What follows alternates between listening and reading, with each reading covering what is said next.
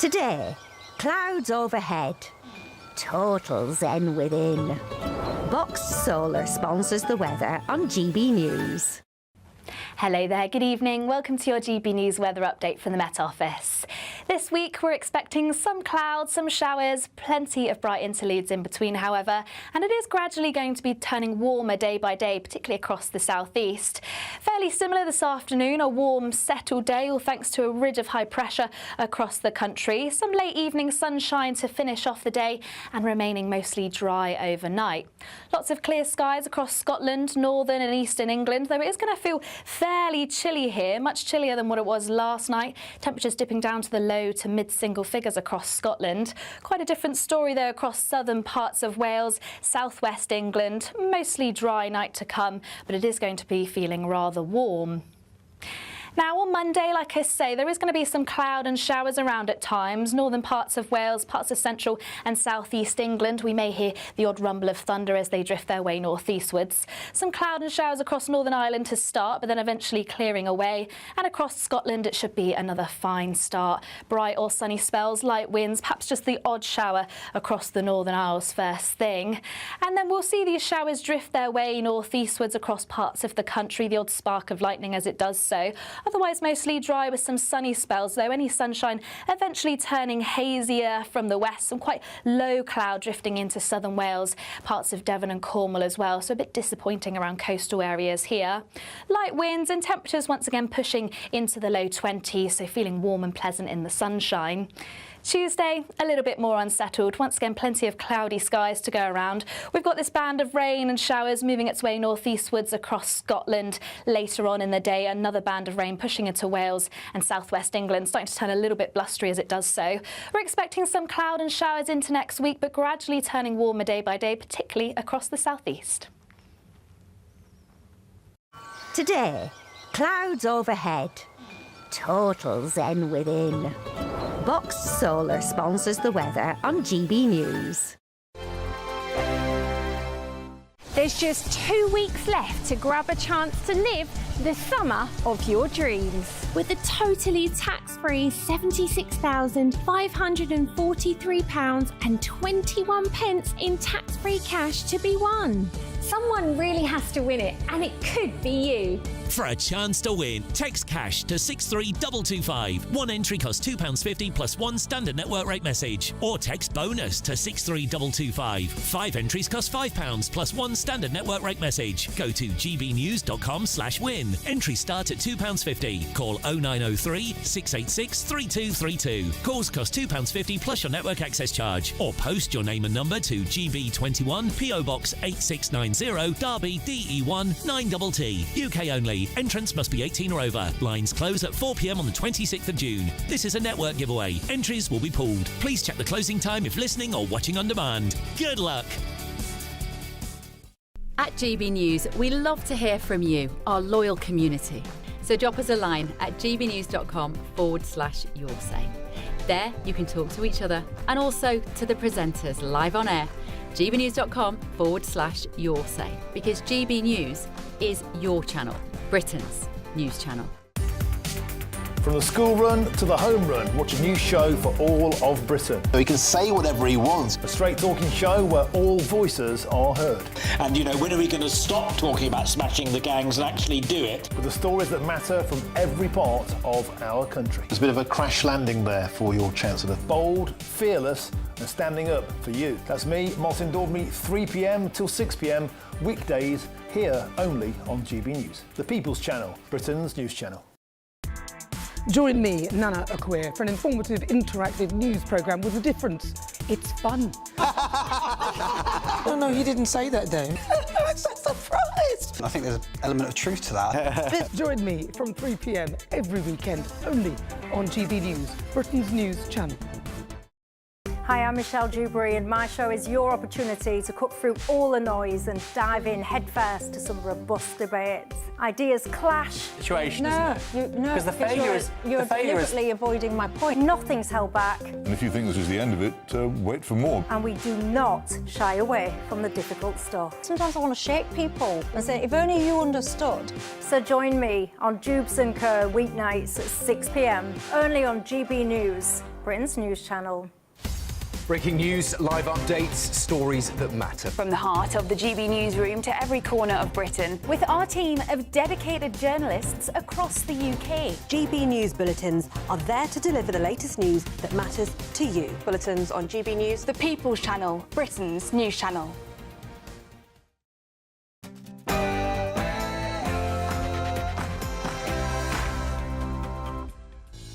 Good evening, this is Free Speech Nation with me, Josh Howie. On the show tonight, after a week of disorder in Belfast, Labour are set to crack down on our use of social media during times of crisis.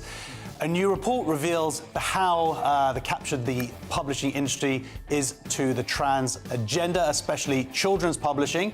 And delay after delay, the Prime Minister is finally set to unveil his plans to ban social media for under 16s. But is it the right thing to do? Also, how captured are our institutions by Islam? An official body representing Muslim police officers has been accused of defending Hamas and spreading disturbing claims about the October 7th attacks. And we've got comedians answering some crazy cultural developments from our live studio audience. But first, news with Bethany Elsby.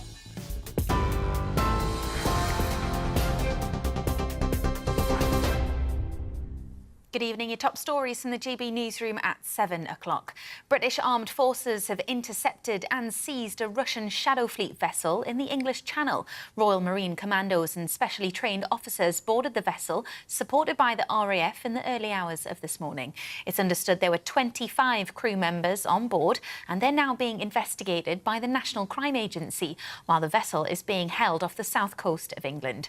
Russia has been operating the so-called Shadow Fleet of tankers to evade international sanctions that were imposed on its oil exports since the war with Ukraine began. The new Defence Secretary says he's determined to get the armed forces the funding they need after his predecessor quit over the UK government's military spending plans. In his first interview since his promotion, Dan Jarvis told The Telegraph his party must meet the moment amid increasing global threats. Meanwhile, the Conservative leader Kemi Badenoch is urging Labour to cut welfare spending in order to increase defence investment, saying it's in the national interest. It's reported Donald Trump has told Fox News a deal to end the conflict with Iran could be reached within the next 2 to 3 hours. Russian news agencies are also reporting the US president told Vladimir Putin in a phone call the agreement with Iran is almost complete. Donald Trump also told President Putin that ending the war with Ukraine is vital and that he's ready to help. It's understood President Putin also congratulated Donald Trump on his 80th birthday. Nigel Farage has pledged to evict foreign nationals from council housing. Under the Reform leader's plans, migrants living in social housing would be given 3 months to find private accommodation or face being deported. Instead, veterans, long-term local residents and domestic abuse survivors will be given priority. And Lewis Hamilton has won the Barcelona-Catalunya Grand Prix. It's the British driver's first win with Ferrari and his first Grand Prix title in 2 years. He last won in Belgium in 2024. You're up to date for now. Let's get back to Josh. Tune in to GB News Radio wherever you are. Online, on DAB Digital Radio, on TuneIn, on Radio Player, on Nation Player and on your smart speaker. Just say, play GB News.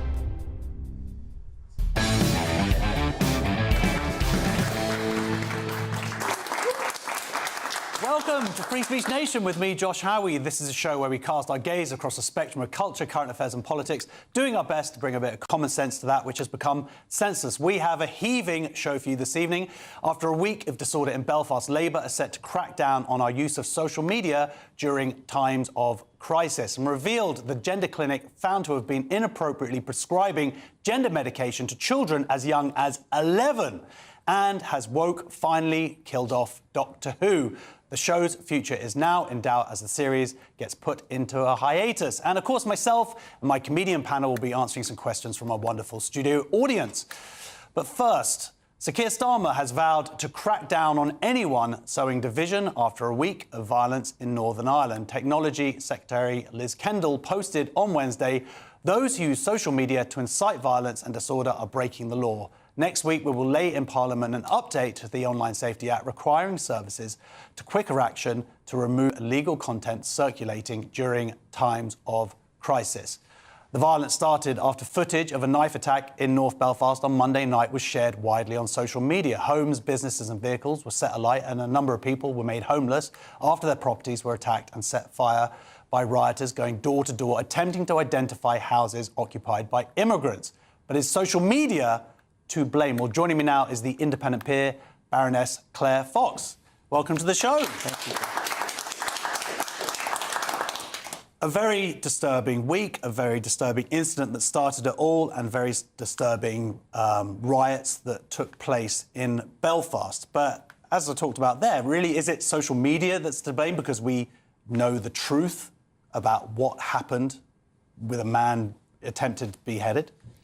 I mean, I think that's the problem, isn't it? That there isn't an issue that this government doesn't think could be solved by banning something or cracking down on freedom of information or freedom of speech. And what's really disturbed me is that after that absolutely horrendous barbaric attack, that the first instinct of government ministers is to say, we've got to ensure nothing happens as a response. Now, the riots that we've seen in Belfast have been very distressing. I mean, it is horrible to see racist thugs going from door to door and trying to identify whether there's a black person living there. I mean, God, that is proper racism.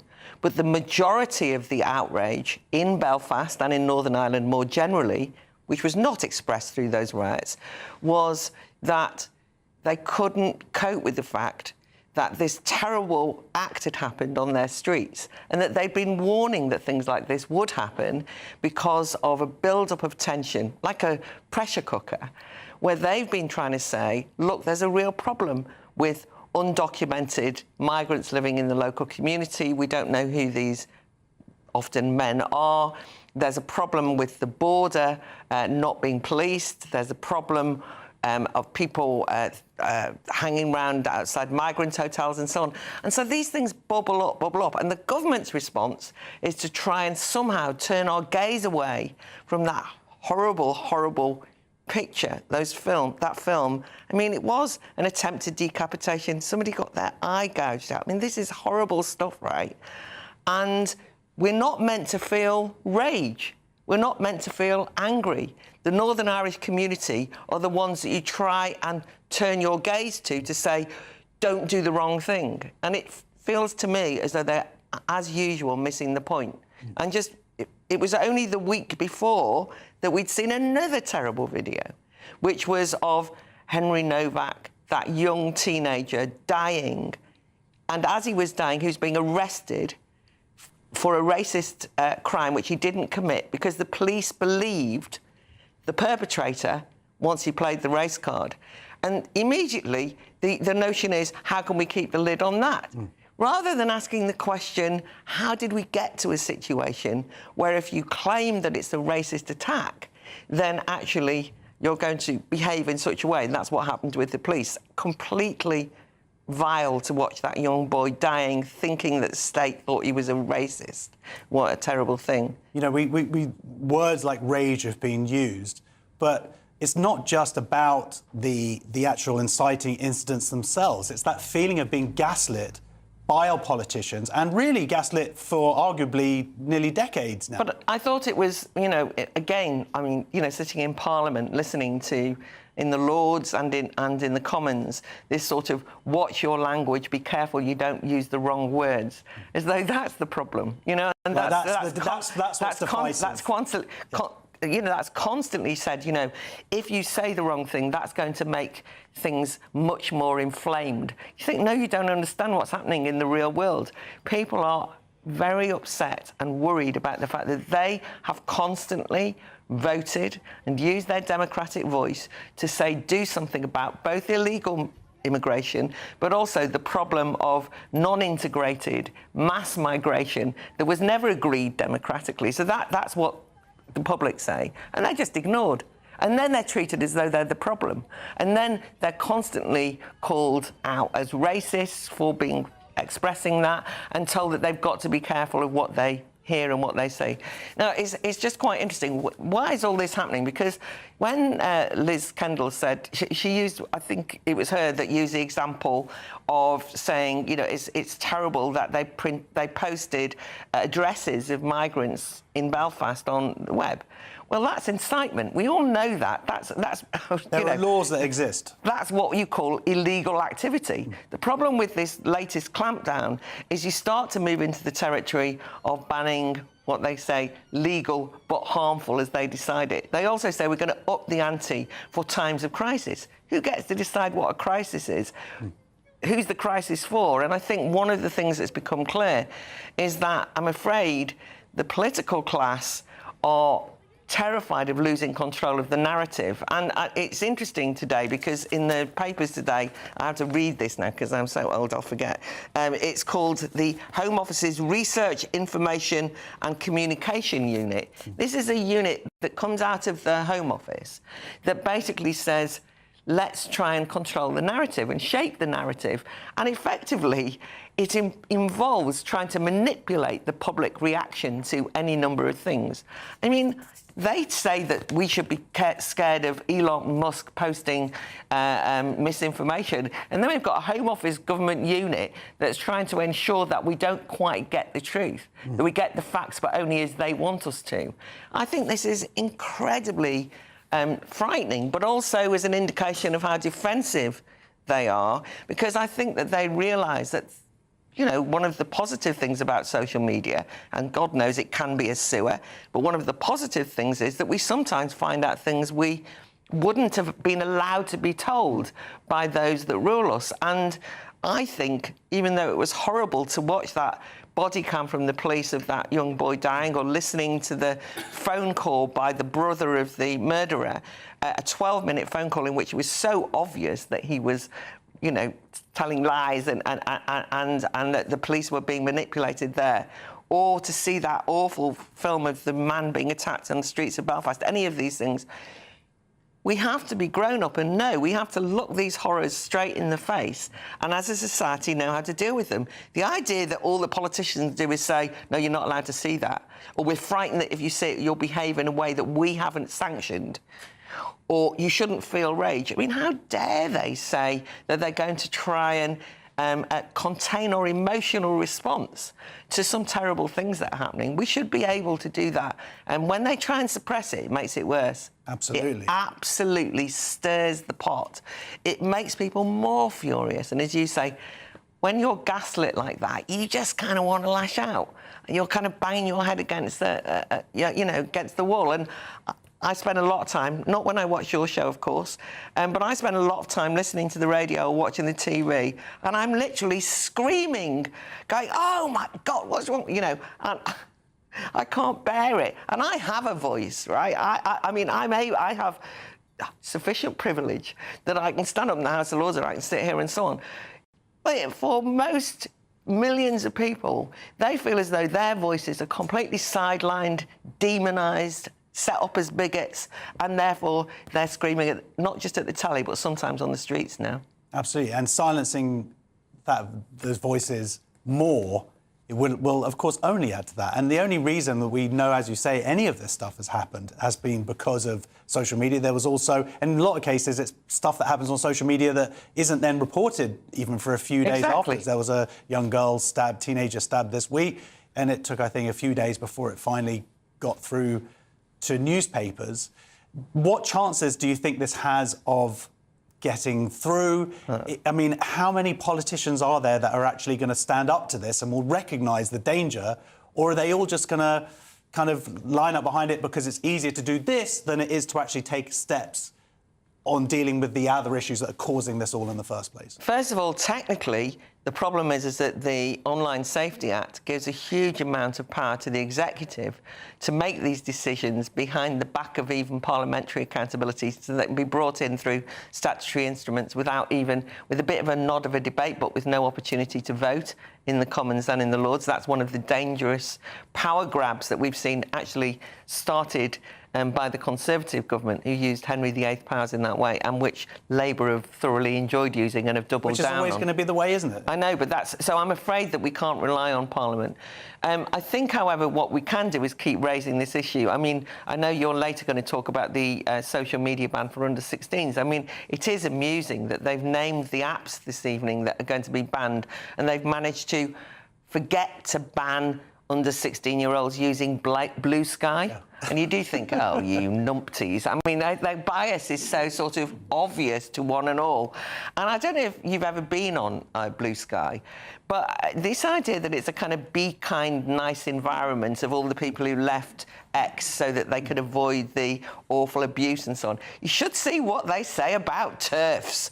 I mean, my God, it's unbelievably vicious, vile. It's actually a bit scary the way that lot behave on Blue Sky. Anyway, but apparently it's not addictive if you're under 16 and you go on Blue Sky, and you're not going to be harmed in any way whatsoever. In other words, this is part of a kind of, as I say, narrative control.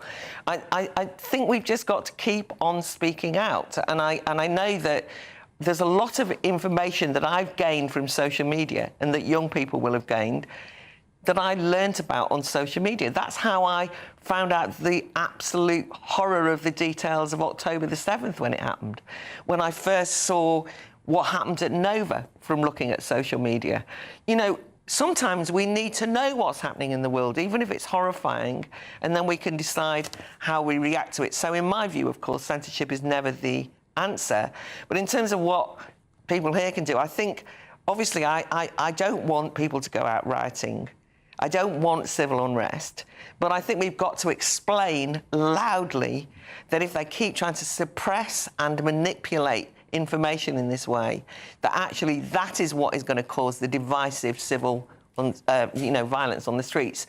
And actually, it's not the fault. We should be getting angry about the original events that happened, rather than the politicians monopolising anger by directing it at those of us who are angry or full of rage. It seems like people have become more educated to this kind of gaslighting in terms of they can see what happens. Now, maybe it's because we're in a bubble of sort of social media savvy people, but it does seem like when the government or the legacy media uses these tactics, a lot of people see what's happening a lot earlier and try and return us to what originally caused it.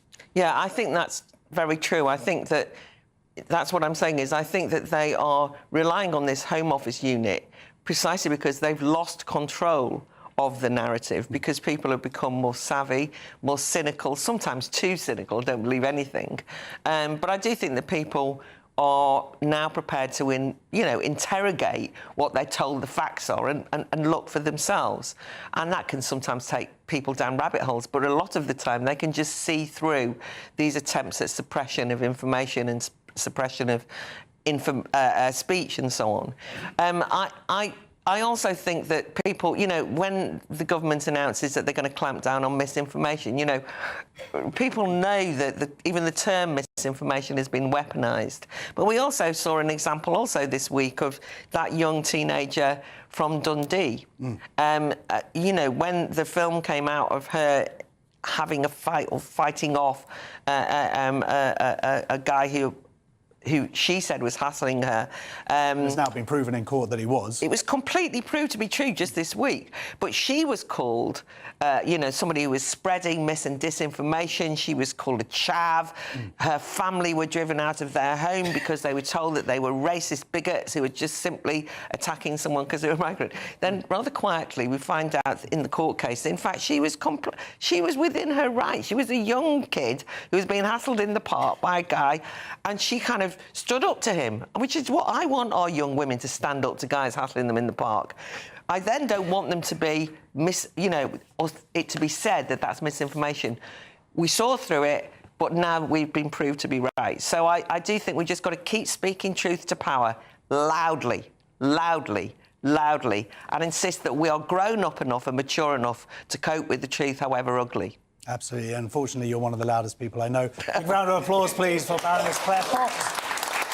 Coming up on Free Speech Nation, we'll be looking at how the publishing industry has been captured by trans ideology. And next, we're going to have comedians in our studio asking the hottest culture questions. See you in a couple of minutes.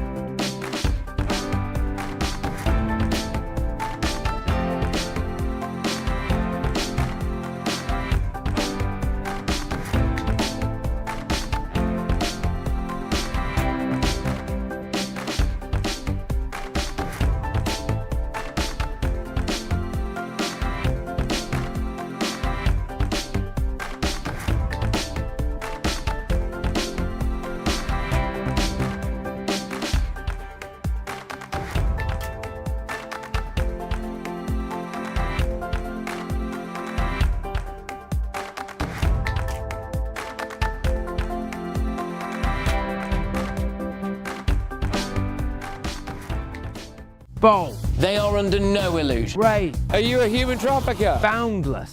I've had enough of the nonsense, and I'm not afraid to say it. Don't get this on the BBC. Every weeknight, I tear through the headlines. The smell of gasoline. Should we be worried about it? From Westminster madness to cultural war chaos. What I'm going to do now is they are throwing things out the car as we speak. Get ready, Britain. Here we go. Patrick Christie's tonight, weeknights from 9 p.m, only on GB News, Britain's news channel.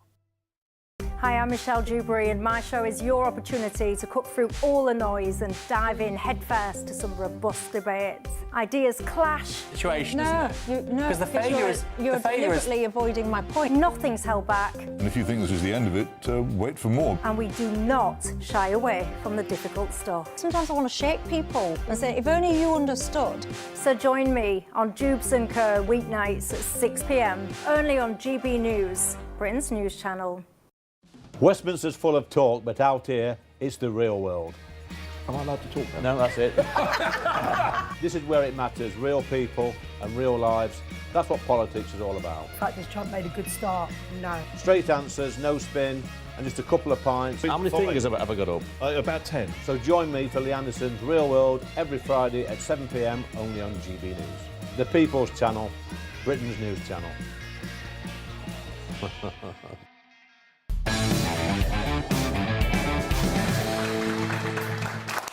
Welcome back to Free Speech Nation. My comedian guests this evening are Adam Kumas and Jonathan Cogan. Hey.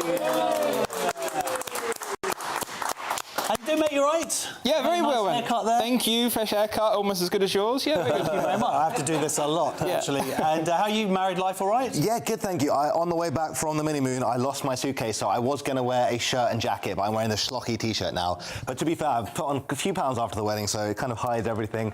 Not like your level, but, you know, it's still... 2 hours of me sucking in my gut. Right, well, look, let's get some questions. Our first one's from Jeff. Hi, Josh. What are the Green Party proposing to cut back on? Or even cut off? Oh, indeed, exactly. What are the Green Party going to cut back on? So the Green Party's Health Policy Working Group is considering a policy that could effectively outlaw the practice of circumcision. A new consultation is looking at whether the rules should be tightened. Okay, so that parents can only consent to an irreversible surgical procedure on a child it's deemed medically necessary. So, Jonathan, you've had a couple of circumcisions. I think this is a very circumcised panel, Have you actually. been circumcised as well? I have, yes. All right, guys, let's all... let's go. Cut to a wide. Oh, dear.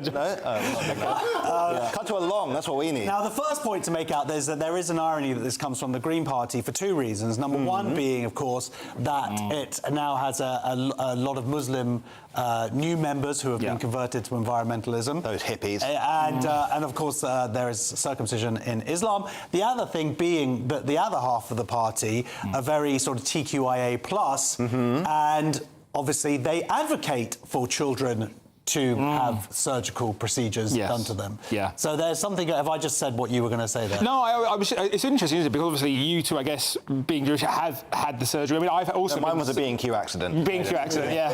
And I'm also circumcised, but mine was for a different reason. Mine was too big, and... the foreskin was too big. That was a medical term. But yeah, no, it's an interesting one, isn't it? Considering the amount of new members, that this is... I wonder, this is very... Well, it actually came through, from my understanding, from the... surprisingly not from the Palestine sub-party group or whatever, the pro-Palestine group. It didn't come from them? No, it did come from them, yes. So I imagine that there's some element of what's another way to get Zionists in their willies. Yes. But there is a debate to be had about circumcision and consent. I totally agree. I've been thinking about this because I'm hopefully going to have my first baby at some point, and then I'm thinking about, do I need to get my baby circumcised? But you know what? I'm progressive. I'll wait until the baby grows up, and then she can make up her own mind. I'm just annoyed because he basically did my joke. Yeah. What? How are you about to do it? Yeah, you're right behind. Yeah. Well, I've 4 boys. They're all circumcised. I'm not going to lie. It is traumatic. It is. You are, as it's about to happen. Here's this brand new baby, and you just keep trying to protect it as much as possible. And then suddenly this kind of happens. Did you do it on the 8th day? You do it on the 8th day with the Moyle, who's actually a GP. Yeah. But it then protects you from HIV. So there we go. Okay. So that's why I never got it. You're saying I can share a needle with anyone I want? I don't know if that's exactly how it works. I will say, and also, by the way, in Africa, they actually use circumcision as a means of controlling HIV, which is why when you're in Botswana, never have the calamari.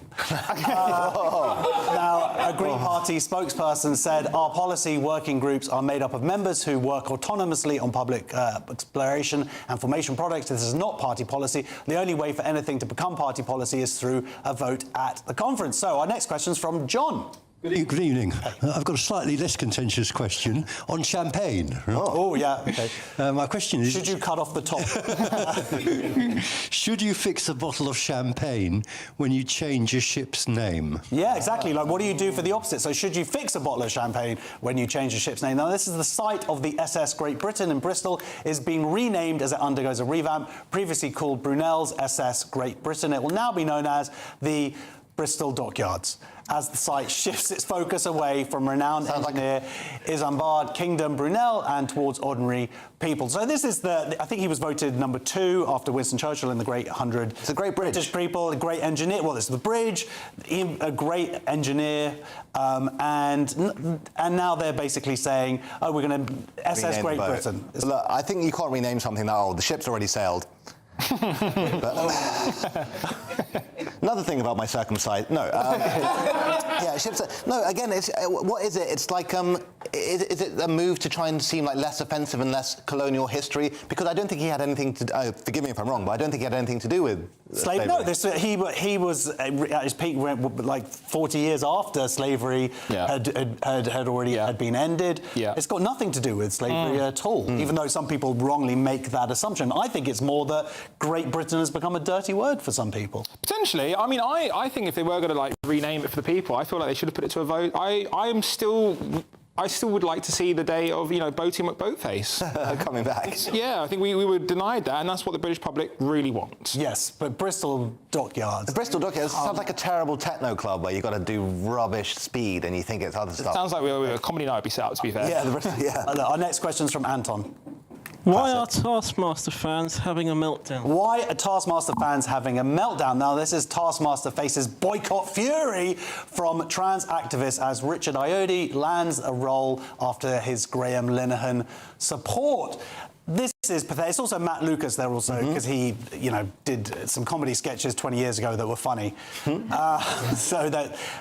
This is pathetic. Have you read some of these comments and some of the commentary from people? It's just insane vitriol as normal. And when you look at what Richard Ayoade said, he just basically said Graham's an amazing writer. He's one of the great comedy writers. Yeah, which he is. He gave him a quote for his autobiography, which is very funny and well worth reading, in all good stores.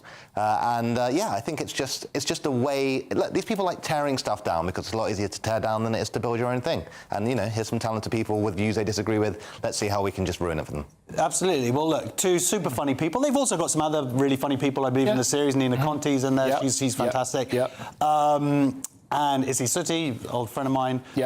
She probably doesn't like me much anymore. But they've got really good people. And those are two fantastic comedians who have been part of British TV history. The fact you've got people coming out and going, oh my gosh, they did a sketch 20 years ago, more than 20 years ago. Well, it's the classic reason of changing things that were acceptable 20 years ago and now saying it's no longer the case. I feel like this is a wasted opportunity, and maybe they should incorporate some of these more controversial elements into the tasks at Taskmaster. And maybe sort of say, right, how can we make, maybe it doesn't have to be blackface, it can be whiteface, it can be different types, it can be every coloured face. There's that task in Die Hard 3 when the guy has to wear the sandwich board. You were saying that how you'd always like to do that. But I think that's a bit far, personally. All right, well, let's get our final question then from John. Yeah, I was from you. Sorry, Jeff. Right, snail racers are shell-shocked because the contest has been cancelled due to animal rights worries. So this is about snail racing. Have you heard about this? The council has cancelled a snail race because of, the animal rights. It's going to harm snails and they're going to be terrified. Well, I've actually been campaigning for this to be cancelled for a long time, but I've got to tell you that snail rights have moved very, very slowly. Hey. The slow burn, that one. He's on fire tonight. He's very good. I'm not going to take that. I'm married. We've got fat. So you should eat carbs more often. Yeah, he's really come out of his shell, hasn't he? Hey, I can do too. When I heard this news, I'm going to say this live on air. I tend to go for walks just after it's rained, so I kill snails all the time by accident. So when I heard about this news, I thought it would be nice to rehouse some of them and put them in a scheme where they're racing and maybe earn a bit of money. I think it's just silly. It is silly, it is silly. I mean, come on, this is animal rights. Are they technically out? They're insects, aren't they? They're actually... Try telling that to the Frenchman before he pops it in the pot. Yes, absolutely. So escargot, very nice. Fact, it seems like they're probably francophobic. You put the snails in little, sort of mini cars and it's escargot karting. That could be a good race. You know what, everyone we're going to move on. Cut to a break already. This is what you get. This is what you pay for. Pay for Sky, for God's sake. HBO Max. Next on Free Speech Nation, we'll be looking at how the publishing industry has been captured by trans ideology, particularly children's literature. You don't want to miss this. See you in 2 minutes.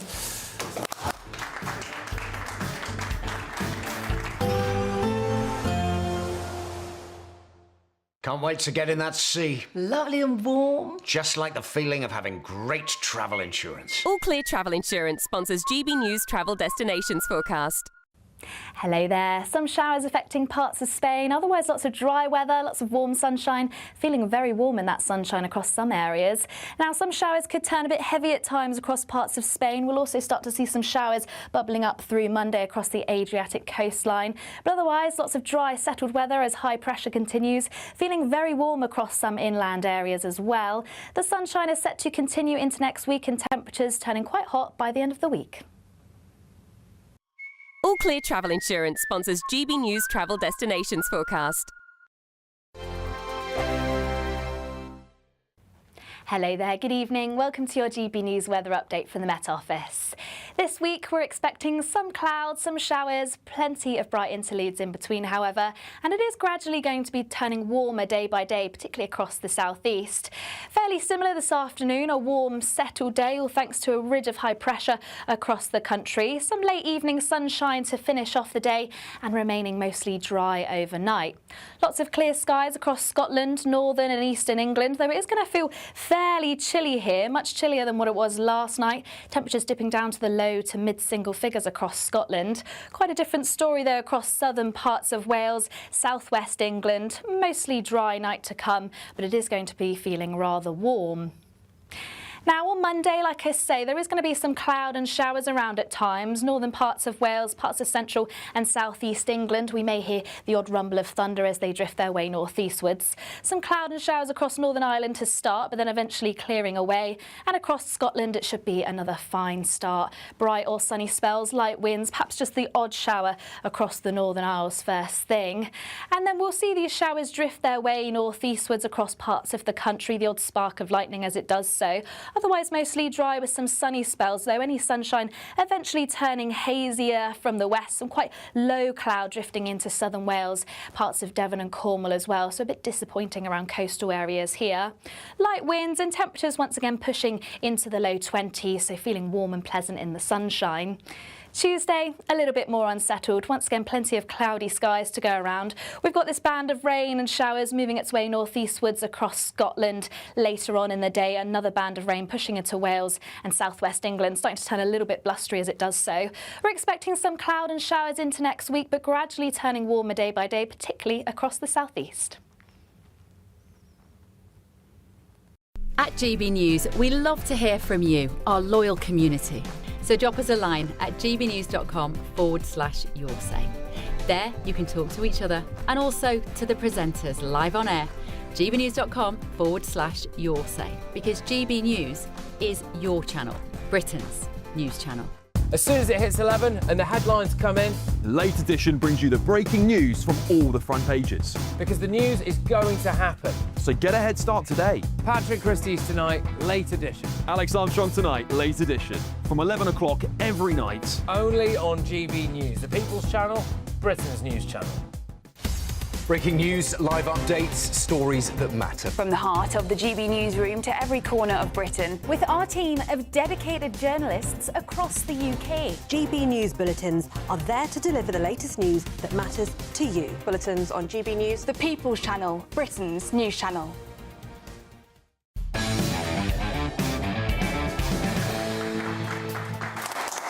Welcome back to Free Speech Nation. Now, a new report is accusing the children's publishing industry of promoting gender ideology at the expense of both scientific accuracy and literary quality. Published by Scene, a publishing network which recognises the material reality of sex and support freedom of expression, the report reveals publishers, authors and librarians have increasingly embraced transgender themes and activist messaging in books aimed at young readers. The report from key writers is calling for a major rethink of children's literature, arguing that storytelling rather than social activism should once again take centre stage. Joining me now is one of the authors of this report, Julia Williams. Welcome to the show. I'm actually not an author of the report. You put it together. No, I didn't even put it together. I've read it. I'm the chair or co-chair of Scene in Publishing, which, for those who don't know, there's a group of networks across industries. So it's civil service, police.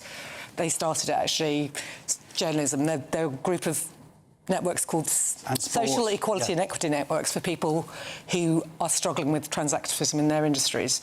And most people have to be anonymous. OK. But you have come out. You used to work in children's publishing, I used to work in children's publishing about 30 years ago, yeah. And it's very different. Very different. Very, very different. And very dangerous. And I think the thing that really strikes me most is the safeguarding aspect that people seem to have sort of lost sight of. And when I was in children's books a long time ago, and I was working in teen fiction, and we pushed the envelope, you know, we kind of had books where there was sex. Kissing. Yeah, a little bit beyond, you know, we had a series called Point Horror, which was very popular, although a lot of Christians used to get upset with us, thinking we were demonising children and all the rest of it. But we understood, it was before safeguarding became a term, but we understood that we had a duty and a responsibility to our readers and to their parents. So when I was working on teenage fiction, I did work on some quite dark books. I worked on a book that was about rape, for example. And it was a series of teenagers that was for 14-year-olds and upwards. And we made it very, very clear by having very adult-looking covers. We had sort of, at the back of the book, we said, you know, if you come across any of these issues, you know, here are the places to go to, rape crisis, whatever. And now, if you look at a lot of teenage books, I think it's possibly the influence of an AIM. They're very cartoony. So if you are a parent going into a bookshop today, it's very, very difficult if you let your children look at the books, which I used to do with my kids all the time. I used to let them run free and pick up a book and then, go to the counter Here and buy are it. some of the book covers. I mean, imagine some of these are for younger children, but definitely some of them are the older ones. Yeah, so the Grandpa's Pride is a particularly egregious example. It's a picture book, so that's for 3 to 5-year-olds, and it features in it a couple dressed in bondage gear kissing. And I don't think that's appropriate for 3 to 5-year-olds. And in fact, there was a couple up north who complained because it was in their daughter's nursery, and they were a very right-on progressive couple. They went to Pride, and they got into trouble because dared to complain about it. Well, it's very insidious, isn't it? And I've seen pages from that book, from Grandpa's Pride, horrible. and there are sort of little... there's dodgy messaging. Definitely dodgy and little messaging. in-jokes which really are not appropriate. So that obviously has got a cartoony feel, and it's for a small child. There's another book which actually doesn't feature in the report, but called Welcome to St Hell's, and it's a story about somebody becoming trans, a girl that wants to decide that she's a boy, all done in cartoon form. It was on a shortlist for the Waterstones Prize, so they had it in bookshops, all the books together that were shortlisted for this Waterstones Prize. They all looked like they were suitable for 8-year-olds. This book was for 12, 13-year-olds. It doesn't say anywhere on it. I think on the back it says this is for older children. And this is very much the age where this kind of, it was in the Cass report, and Hilary Cass report, it was sort of talked about as a sort of social contagion. Exactly. And this is exactly that age where it really starts to affect them. Yeah, and as Cass said, transition is not a neutral act. Promoting them in children's books is not a neutral act. So this Welcome to St Hell's book is very much promoting transition as a great thing. They mention puberty blockers in a passing. Oh, yeah, I just went to see the doctor and they gave me puberty blockers. Great. No side effects. No, nothing totally unquestioning about nothing about that. The thing that I found very upsetting about it, there's a picture of a girl's body, and it's just full of self-loathing. It's sort of like the breasts as the pity mountains of doom. And, if that was a book about an anorexic, there would be an outcry. And it's the same thing. It's the same thing. It's poor kids, a lot of them, I'm not saying all of them, but the majority of girls who decide to become trans is because they're suffering from body dysmorphia, which in the past would have probably manifested itself as anorexia, but now manifests itself this way. And we're encouraging it, and the industry is encouraging it, and they shouldn't be. And there are no books. If you are a girl who doesn't believe that, there are no books for you. If you're a teenage girl. If you're a teenage girl, there are no sex realist books at all. It's all promotion, this stuff. One of the books we also, the cover, I think it was one of the cover. Anyway, there's another one, sorry, the name escapes me now, but that also promotes this whole idea of transition, and it has pictures of Homebody. Oh, yes, yeah. Homebody, that's one. Yeah. It also has pictures of a girl with mastectomy scars. Yeah. There are picture books. There's the A to Z of, gay, I don't know, A to Z pride thing. And that's got pictures of mastectomy scars. And that's like an A to Z for small children. And we have a responsibility, we have a duty of care. And the trouble is, it's not just the fact that publishing is producing these books. The libraries are supporting them. They're going to school libraries. Everywhere, education is supporting this stuff. And it's directing children to, I think, dangerous ideology. The interesting thing in the report, we had a very, very good... It's all really good, and we teamed up with our friends in biology and medicine, and I know Alice is coming on later to talk as well. Alice has done a really, really clear first chapter on what is sex, which... shouldn't be needed to be. What is biological sex? So you have books that are teaching kids as fact lies, essentially. You have children's books which are fantasy books. But also they're boring, Josh. They're boring. When I was working in children's books, we kind of had this. It was a great time, actually. It was in the 90s. It was a fantastic time, and we just had books coming out that were really good, exciting, fun stories for kids. Making them use their imagination. They don't want to be lectured. Sure. It turns them off. And one of the things we've said in the report is, if kids aren't reading, could there be a connection between that? Well, these books aren't selling, are they? They're not selling, no. And people Apart spend a huge amount. There's a series called Home... Oh, gosh. Heartbreaker, sorry, Heartbreaker. I think that's the right word. Anyways, there's a teenage gay love story. That sells fantastically, but nothing else does. But the issue isn't about having gay characters, gay teenage characters at all. This is particularly about trans ideology. Why do you think, very quickly, that trans ideology has become so embedded within children's literature? And you've talked about the impact that this has, how dangerous in a safeguarding capacity. But why has it taken over? Because, we've had gender-critical children's writers just absolutely... kicked out of the industry, and the bullying that's involved. Yeah, I mean, Gillian Phillip and Rachel Rooney, the two prime examples of that, and they were treated appallingly. It's quite difficult to tell. I think it's a lot to do with being young, because, I would go back to when I was editing teenage fiction and I was in my early 20s, and you are still quite close to being a teenager then, so you still remember things. So I think I remember thinking when I had children of my own, I don't think I could do teen fiction anymore. So I think there's part of that. It's lots of young editors who've all bought into this ideology. Part of going back to the biology thing, as an industry, we're useless on science. We're all arts graduates. We're biologists, scientifically illiterate and mathematically illiterate. And I think what I really liked about Alice's essay was that it just tells it the facts as they are. Well, I understand it's being presented in the House of Lords this week. It is. Good luck. I really hope that CEOs of publishing houses read it. I also hope that librarians and there is some accountability for what they've pushed on our children. Big round of applause, please, for Julia Williams.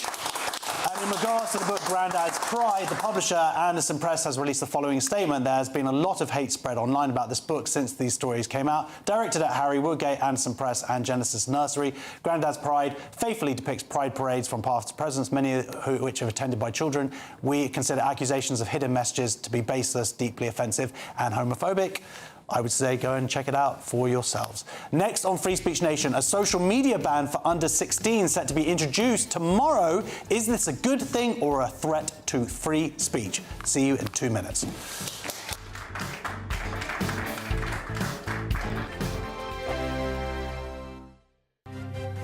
GB News Breakfast, every day from 6 a.m. I've been an oncologist consultant for over 45 years. I've seen it all. When we started 45 years ago, everybody got chemotherapy after getting a diagnosis of breast cancer if there was to reduce the risk of it coming back.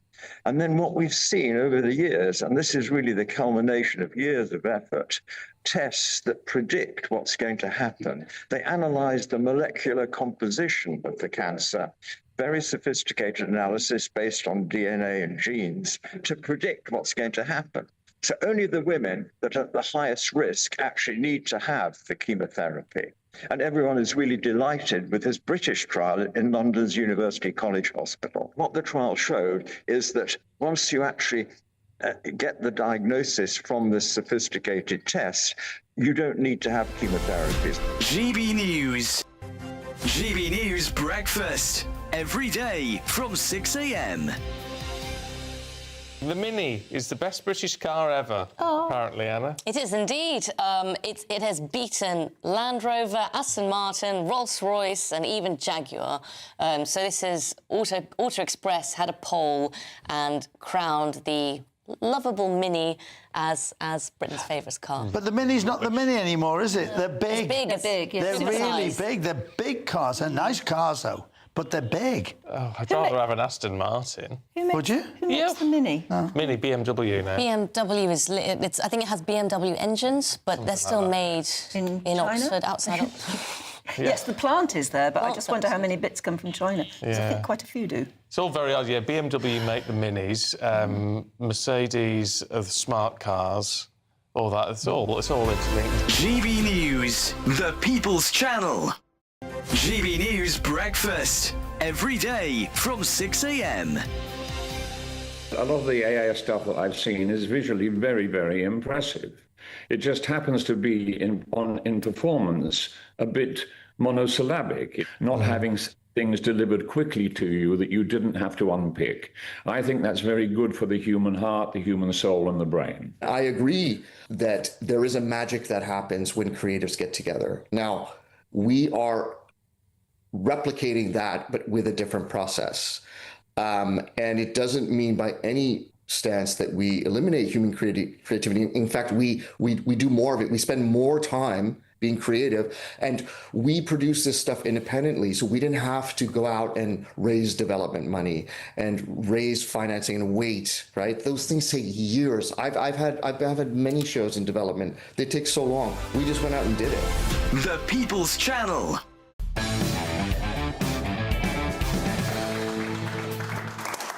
Welcome back to Free Speech Nation. Now, the Prime Minister is expected to unveil his latest social media reforms tomorrow, banning under-16s from risky sites, blocking live streaming and stopping features that would allow them to communicate with adult strangers. Some of that sounds okay. It's been a long time for the PM, who has previously promised this. However, the father of Molly Russell, the 14-year-old who took her own life after being bombarded with suicide content online, has accused Sir Keir Starmer of political opportunism in rushing out plans. Well, I am thrilled to say that joining me now is the online safety campaigner and journalist, Molly Kingsley. Hello, Molly. How are you? Thank you. So, Molly, you're a libertarian, but interestingly, you're actually for this social media ban. I'm for some kind of restriction on harmful social media, yes. So, I mean, my background is I spoke out during the pandemic, and actually I found myself censored and monitored by the UK state for speaking out to protect children. Obviously, that was a very controversial period, and I now know that my social media accounts, and in fact a lot of my commentary given in, you know, mainstream media, broadcast media, were tracked. I believe my social media accounts were suppressed, like many other people during that time, particularly on the anti-lockdown stance. And I think it has, you know, against that, my own children and many children within the campaign network, Us For Them, that we set up during that period, were thrust online with remote learning. And obviously, as a result of that, we saw firsthand the damage that screens, including but not limited to social media, were doing. So I guess I come at it at the very intersection of feeling very strongly that free speech is essential, not only for all of us, but actually to protect children, but also recognising we are at an inflection point where doing nothing is just no longer viable. There's a sort of contradiction there, isn't there? I know I saw a podcast this week where you were saying or arguing that to restrict the free speech for children would be to protect it for adults, right?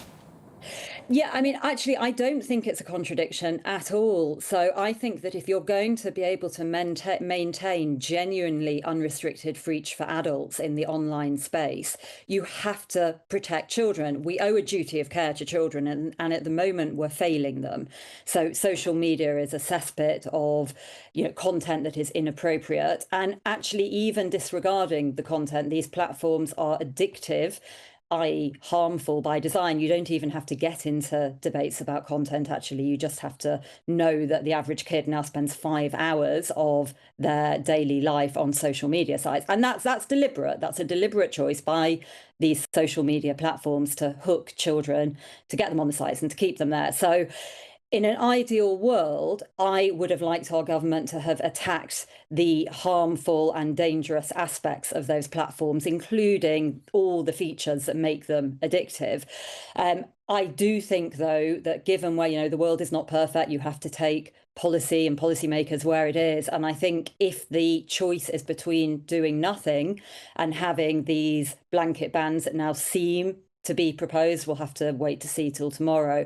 I think that is preferable to the doing nothing situation. What would you say to people who argue that if they, by restricting and forcing these social media companies to enforce the age of under 16-year-olds, that would then give us them the information about adults? Do you think that that's true, or do you think that's scaremongering? Yeah, I mean, it's probably a bit of both, isn't it? I think that a government that wants to take our information, adults' information, is going to do that regardless of child protection measures. I mean, we've seen that. They've said they're doing digital ID, and that's standalone in the King's speech from anything to do with social media. So I think it is a little bit of a red herring. Equally, like many people, I do have an inherent unease about, you know, my face. I think they're talking about face scans now for social media to get the under 16s, under 18s, I've even heard suggestions of now, offline. And I think, many of us will be a bit... don't know about that. The only thing I would say, actually, Janet Daly in the Telegraph wrote a really interesting column today that we seem to have conflated the right to speak freely with the right to speak freely and anonymously online. And I'm not sure the two are the same. And, I do vehemently believe in the right to speak freely, and I detest the big state interference in that free speech and was a victim of it.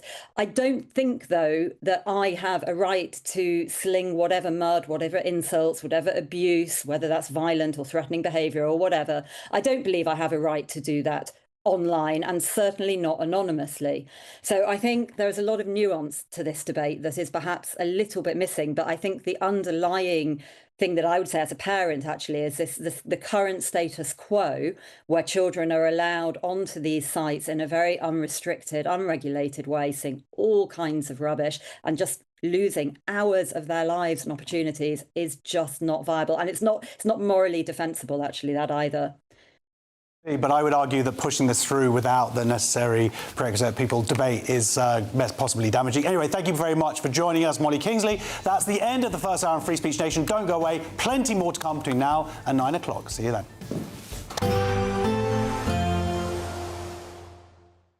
Expect warm spells with the odd rude interruption. Boxed Boilers sponsors the weather on GB News. Hello there, good evening. Welcome to your GB News weather update from the Met Office. This week we're expecting some clouds, some showers, plenty of bright interludes in between, however, and it is gradually going to be turning warmer day by day, particularly across the southeast. Fairly similar this afternoon, a warm, settled day, all thanks to a ridge of high pressure across the country. Some late evening sunshine to finish off the day and remaining mostly dry overnight. Lots of clear skies across Scotland, northern and eastern England, though it is going to feel fairly chilly here, much chillier than what it was last night. Temperatures dipping down to the low to mid-single figures across Scotland. Quite a different story though across southern parts of Wales, southwest England. Mostly dry night to come, but it is going to be feeling rather warm. Now on Monday, like I say, there is going to be some cloud and showers around at times. Northern parts of Wales, parts of central and southeast England. We may hear the odd rumble of thunder as they drift their way northeastwards. Some cloud and showers across Northern Ireland to start, but then eventually clearing away. And across Scotland, it should be another fine start. Bright or sunny spells, light winds, perhaps just the odd shower across the Northern Isles first thing. And then we'll see these showers drift their way northeastwards across parts of the country, the odd spark of lightning as it does so. Otherwise mostly dry with some sunny spells, though any sunshine eventually turning hazier from the west. Some quite low cloud drifting into southern Wales, parts of Devon and Cornwall as well, so a bit disappointing around coastal areas here. Light winds and temperatures once again pushing into the low 20s, so feeling warm and pleasant in the sunshine. Tuesday, a little bit more unsettled. Once again, plenty of cloudy skies to go around. We've got this band of rain and showers moving its way northeastwards across Scotland. Later on in the day, another band of rain pushing into Wales and southwest England, starting to turn a little bit blustery as it does so. We're expecting some cloud and showers into next week, but gradually turning warmer day by day, particularly across the southeast. Expect warm spells with the odd rude interruption. Boxed Boilers sponsors the weather on GB News. There's just 2 weeks left to grab a chance to live the summer of your dreams. With a totally tax-free £76,543.21 in tax-free cash to be won. Someone really has to win it, and it could be you. For a chance to win, text cash to 63225. One entry costs £2.50 plus one standard network rate message. Or text bonus to 63225. 5 entries cost £5 plus one standard network rate message. Go to gbnews.com/win. Entries start at £2.50. Call 0903 686 3232. Calls cost £2.50 plus your network access charge. Or post your name and number to GB21 PO Box 8690 Derby DE1 9TT. UK only. Entrance must be 18 or over. Lines close at 4 p.m. on the 26th of June. This is a network giveaway. Entries will be pooled. Please check the closing time if listening or watching on demand. Good luck. Hi, I'm Michelle Dewberry, and my show is your opportunity to cut through all the noise and dive in headfirst to some robust debates. Ideas clash. Situation, No, isn't it? no, Because the failure is you're deliberately avoiding my point. Nothing's held back, And if you think this is the end of it, wait for more. and we do not shy away from the difficult stuff. Sometimes I want to shake people and say, if only you understood. So join me on Jubes and Kerr weeknights at 6 p.m. only on GB News, Britain's news channel. Exciting news. Every Friday, my Patrick Christie's Tonight Show is going to have a twist to it. We're welcoming some special guests. You. That's right, on Fridays I'm going to be doing my show in front of a live studio audience because this show is about you and what you have to say. It's going to be the same big debates, same big topics, same big opinions, but every Friday night at 9 p.m. you are invited to come on down to Patrick Christie's Tonight to be a part of the action. Only on GB News, the People's Channel, Britain's news channel. From the school run to the home run, watch a new show for all of Britain. He can say whatever he wants. A straight talking show where all voices are heard. And, you know, when are we going to stop talking about smashing the gangs and actually do it? With the stories that matter from every part of our country. There's a bit of a crash landing there for your Chancellor. Bold, fearless and standing up for you. That's me, Martin Daubney, 3 p.m. till 6 p.m. weekdays here only on GB News. The People's Channel, Britain's news channel. I've been in Westminster for a long time, but I know that though power may be here, its effect on people's lives is across the whole of the country. We may be where rules are made, but it's where they're implemented that matters. Join me, Jacob Rees-Mogg, for forthright and frank discussion on where Britain has come from, where it's going, and where it will end up. That's State of the Nation, Monday to Thursday, 8 to 9 o'clock. Vox Populi, Vox Dei.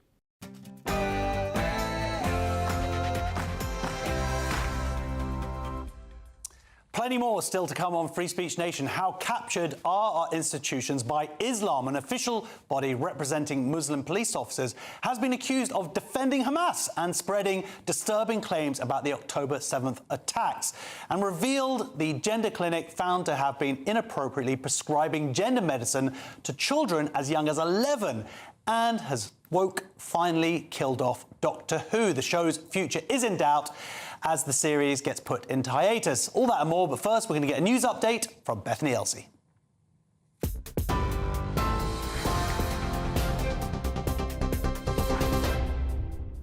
Good evening. Your top stories from the GB newsroom at 8 o'clock. British armed forces have intercepted and seized a Russian Shadow Fleet vessel in the English Channel in the first operation of its kind. Royal Marine Commandos and specially trained officers boarded the oil tanker, supported by the RAF, in the early hours of this morning. There were 25 crew members on board, and they're now being investigated by the National Crime Agency, while the vessel in question is being held off the south coast of England. Russia has been operating a so-called shadow fleet of tankers to evade international sanctions that were imposed on its oil exports since the war in Ukraine began. Lieutenant Colonel Tom Quinn says they won't allow that to continue. Evading sanctions to fund an illegal war in Ukraine will be countered with decisive action, and that's what we've done on this occasion. We didn't meet any resistance from the crew. Indeed, they were really compliant and supportive of our actions and what we needed to get done once we took control of the vessel. Donald Trump has criticised an Israeli strike on Lebanon that could jeopardise attempts to finalise a peace deal between the US and Iran. But President Donald Trump says the agreement to end the conflict was still close. He told a Fox News correspondent the deal would be agreed and signed within the next couple of hours. But Iran's top negotiator says Israel's latest attacks show Washington is either unwilling or unable to fulfill its commitments. Israel said the strikes were targeting a Hezbollah command centre in response to attacks on northern Israel. The new Defence Secretary says he's determined to get the armed forces the funding they need after his predecessor quit over the government's military spending plans. In his first interview since his promotion, Dan Jarvis told The Telegraph his party must meet the moment amid increasing global threats. Meanwhile, Conservative leader Kemi Badenoch is urging Labour to cut welfare spending in order to increase defence investment, saying it's in the national interest. Nigel Farage has pledged to evict foreign nationals from council housing. Under the Reform leader's plans, migrants living in social housing would be given 3 months to find private accommodation or face being deported. Instead, veterans and long-term local residents and domestic abuse survivors will be given priority. Bereaved families and survivors of the Grenfell fire have gathered in North Kensington to remember the 72 people who were killed. It's the 9th and final anniversary of the tragedy before the tower block is completely demolished. It comes after police and prosecutors announced last month that up to 20 companies and 57 individuals could face criminal charges over the disaster. And Lewis Hamilton has won the Barcelona-Catalunya Grand Prix, marking his 106th victory. It's the British driver's first win with Ferrari at age 41 and his first Grand Prix title in 2 years. He last won in Belgium back in 2024. Those are your latest headlines. I'll have more for you at 9 p.m.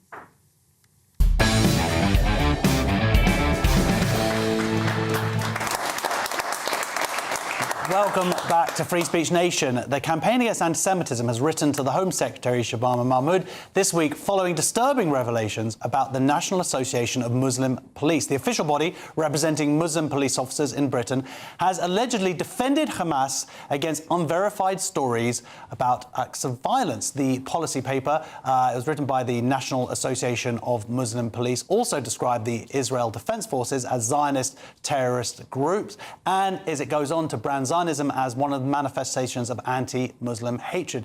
The National Association of Muslim Police is associated with at least 16 of the 43 police forces in England and Wales and has a formal national role within the police. Well, joining me now is the journalist and senior fellow at the Policy Exchange, Andrew Gilligan. Welcome to the show.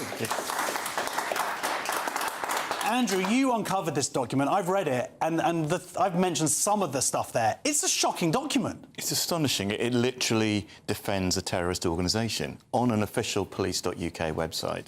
It's written by the Vice President, or the then Vice President of the National Association of Muslim Police. As you say, it says that Zionism, a belief held by the majority of British Jews, it is a form of anti-Muslim hate. It defends Hamas against things which are palpably true. It says, for instance, that no Israeli children were killed on October the 7th, and that's simply untrue. 36 Israeli children at least were killed. It says it's anti-Muslim hatred to accuse Palestinians of killing innocents. And again, obviously, hundreds and hundreds of civilians, innocent civilians, many of them not much more than children themselves, were killed on 7th of October. And so the idea, these views are bad enough, but the idea that they could be published on an official police website by the organisation representing Muslim police officers, which has, as you say, a policy role in the police, has done joint guidance, drawn up joint guidance with the College of Policing, which is the official professional body of the police, Department of the Home Office, that is extraordinary. And it's caused waves. Well, this is it, and rightly so. I mean, this, when I was reading it, it was like, this for me was just Islamist propaganda. It was basically saying that anti-Semitism was Islamophobia is really anti-Semitism because of the word Semite in it, which is like this ridiculous idea that's been put on. Anti-Semitism was a word specifically created to be to mean Jewish hatred. There's lies about how in Arab countries Jews were treated amazingly. It even invokes like the Holocaust. It compares Israel to the Holocaust, which is again a really deeply offensive comparison. And this isn't the first time they've done this sort of thing. This is a course of conduct. If you look at the Shawcross report, Official Government Review of Counter-Extremism, there's a whole section there that lists a whole series of other extremist things that NAMP affiliates, regional force level NAMP people and other people associated with NAMP have done. And so there's a pattern of behaviour here, and it's really troubling. I mean, I think we've got a level of kind of activist corruption in the police, of course. I've called it that. Corruption is when an organisation, institution like the police, which is supposed to act for the public interest, is corrupted to act for a kind of private or sectional interest. And we traditionally associate that with, criminals bribing the police and so on, which is a problem in the 70s, isn't as much of a problem now. But this is a new form of corruption, doesn't involve money, but it's as serious, I think, and as destructive to public confidence in the police and as bad for the morale of ordinary officers as the money corruption of the 70s. Wasn't one of the things that they tried to take away the term Islamist terrorism? Sure. Even though that accounts for most terrorist acts. They were allowed to lobby the National Police Chief Council, the body that brings together all the chief constables in Britain. They were allowed to lobby that body to demand that the term Islamist terrorism be retired, be replaced with something else that was less Islamophobic. Now, as we know, as we've discussed on this programme before, 94% of deaths in this country caused by terrorism since 1999 have been caused by Islamists. And 75% of MI5 and police investigations into terrorism involve Islamist terrorism. So it's overwhelmingly the most serious problem in front of us. And they want to stop us being able to give it a name. So now you have a Muslim organisation within the police force, acting connections within the multiple police forces across England and Wales, and putting this kind of rhetoric out there to its own members, but also having an impact on the leadership, right, and on their policy. So I think, do you think that this is part of the reason you had South Wales? They tried to recently implement essentially a blasphemy law. They've now Free Speech Union stepped in, and now they've taken that back. Another incident we had last week, Luke Salmons, he was a community support officer. That story is insane. It was a diversity training incident, and he just had questions about Islam and essentially lost his job because of it. Yeah. Do you see that there's a connection here from this organisation to what's happening with the capture of the police? I do. I think there's two things about the police. It's like the Church of England. It's one of those institutions that's always about 10 years behind the times, right? So it embodies the conventional wisdoms of about 10 years ago. Now, in most places, woke is on the turn. It's in retreat. And nimbler organisations like private companies are getting rid of their diversity stuff, but the police are still a bit behind the times on that. The other thing about the police, I heard this described very well, actually, at a recent event by somebody in the Home Office, and he said changing the police is like a switch rather than a dial. So they kind of sort of tend to take things to extremes a bit, and they lack finesse. And so maybe in the 1980s they were amazingly racist, and now they're amazingly woke. And I just think we've got to sort of get a bit of nuance back here, because there's no. We can't deny that there's been problems of racism in the police in the past, but what they've done is overcompensated the other way, kind of ridiculously biased in some people's eyes. Now, I don't think that's fair for most police officers, but clearly when you've got people like this in the leadership of the police or influencing the leadership of the police and not being immediately cast out and condemned by the police, that's a problem, and public confidence in the fairness of the police is at risk. Well, absolutely. So what has been the ramifications from this? I know that they pulled this article from their website, but surely there has to be something wider. I mean, when you have this sort of internalised, I would say, anti-Semitism coming from within the police or within an organisation closely associated with the police, and nothing's going to happen because of it? So the NAMP, as the National Association of Muslim Police, they did a statement a few days after I did the piece saying, this doesn't represent us, we don't support terrorism. Even though it's on a website, even though it's written by our Vice President. It's got our logo on the top. And then the National Police Chief Council, who I mentioned, the body for all the chief constables, they did a statement last week saying, we're investigating this, but the hint in the statement was, they were going to say it was just one person, it was just the view of one person, it doesn't represent the whole of NAMP. And like I say, this isn't a one-off. There's other stuff to do with NAMP. And I think the only way the police can show that they're actually impartial on issues like this is to is to repudiate NAMP, is to take it out. It's to stop officers joining it, or to stop, at the very least, stop talking to it and stop using it to formulate policy. Otherwise, I think we've got a confidence problem here with the Jewish community and the community more widely. What about just getting rid of all of these kind of organisations, even if there's like a Jewish, I know, ex-Jewish police officer. Yeah, so let's just go. You think getting rid of them all might be the answer? I do, because there's some others that are also quite problematic, frankly.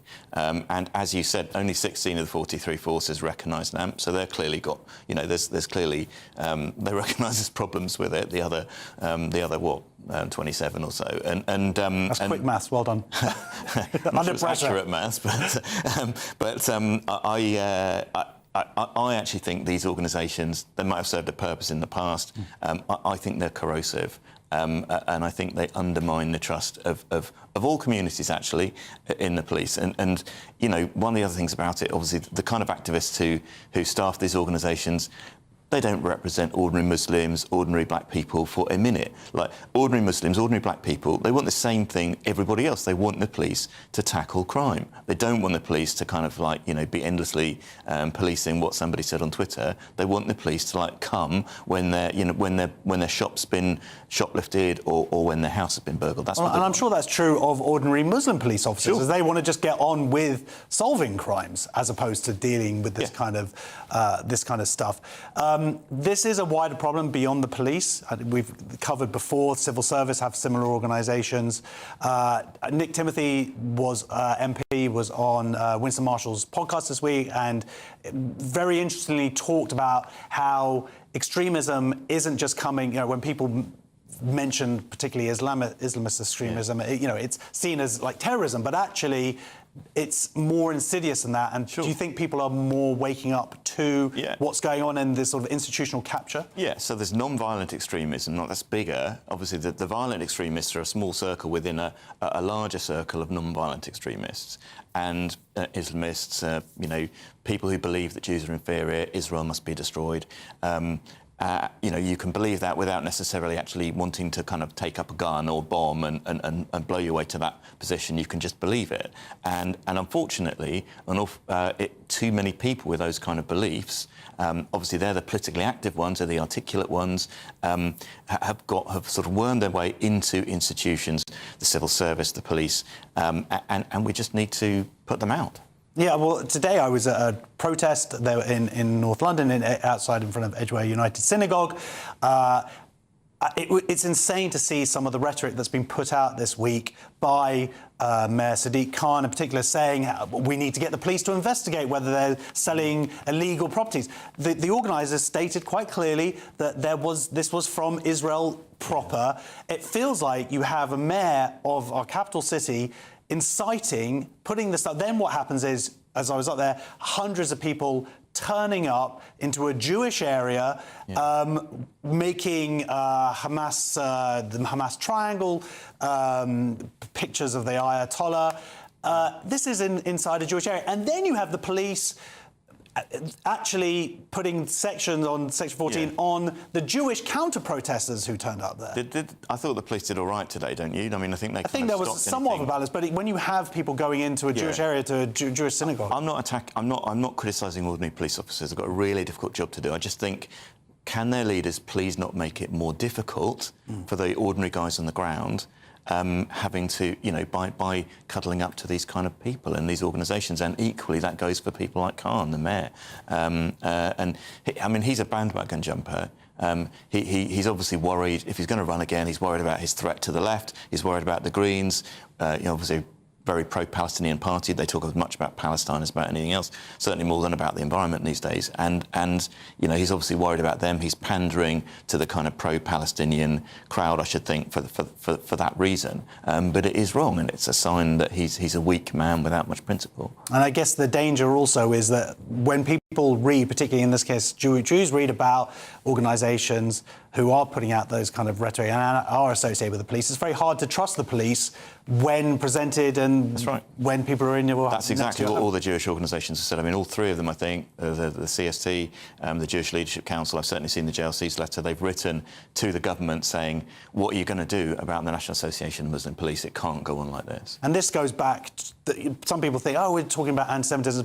This affects everybody. A captured police force it will have larger ramifications in the Jewish community. So I don't think the police force as a whole has been captured. No, but I do think it really undermines trust in the police, and obviously they're the institution. They're the last line of defence against anarchy. They're the institution holding society together. They've got to be trusted by the public. Otherwise, we are starved. Absolutely. Well, big round of applause, please, for Andrew Gilligan. So, the police probably have something that I have to read out, but it's not there. There is plenty more to come on Free Speech Nation. Oh, yes, here we are. GB News, they've contacted the National Association of Muslim Police for comment, but we have yet to hear back. Next on Free Speech Nation, the NHS Gender Clinic, which has been falsely prescribing drugs to children as young as 11. And then we've also got some audience questions for our comedians. See you in a couple of minutes. Right.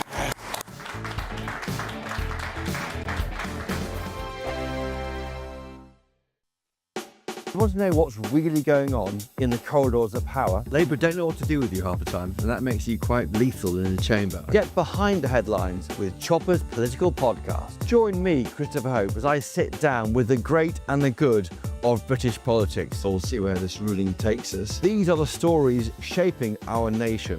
Chopper's Political Podcast, available now on all platforms. Listen in and stay ahead. 5 hosts, 5 opinions, 5 fearless debates, 5 unfiltered takes on the day's news. 5 reasons not to be anywhere else on Saturday night.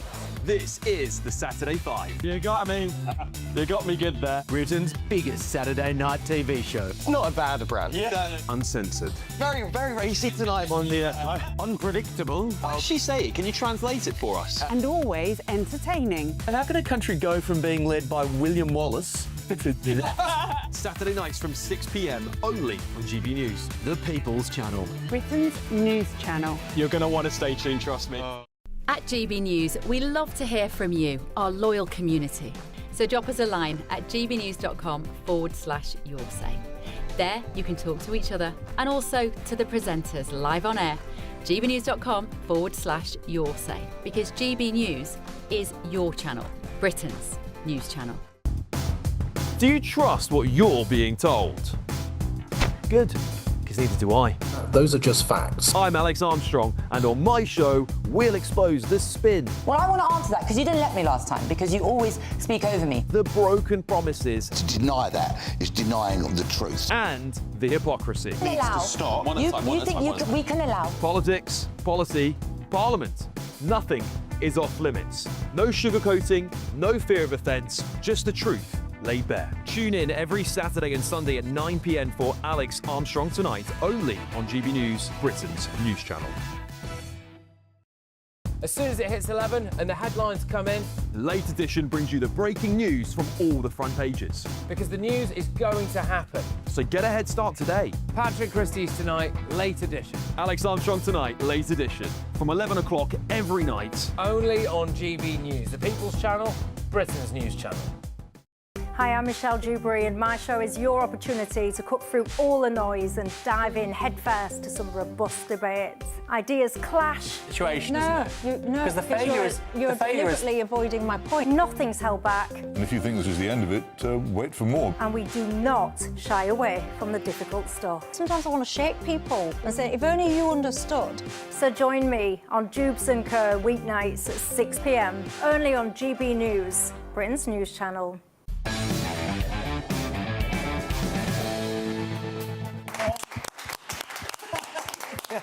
Turns out it's my cousin. Yeah, very good. Right, welcome back to Free Speech Nation. We've got some more questions from our audience. Our first one's from Mark.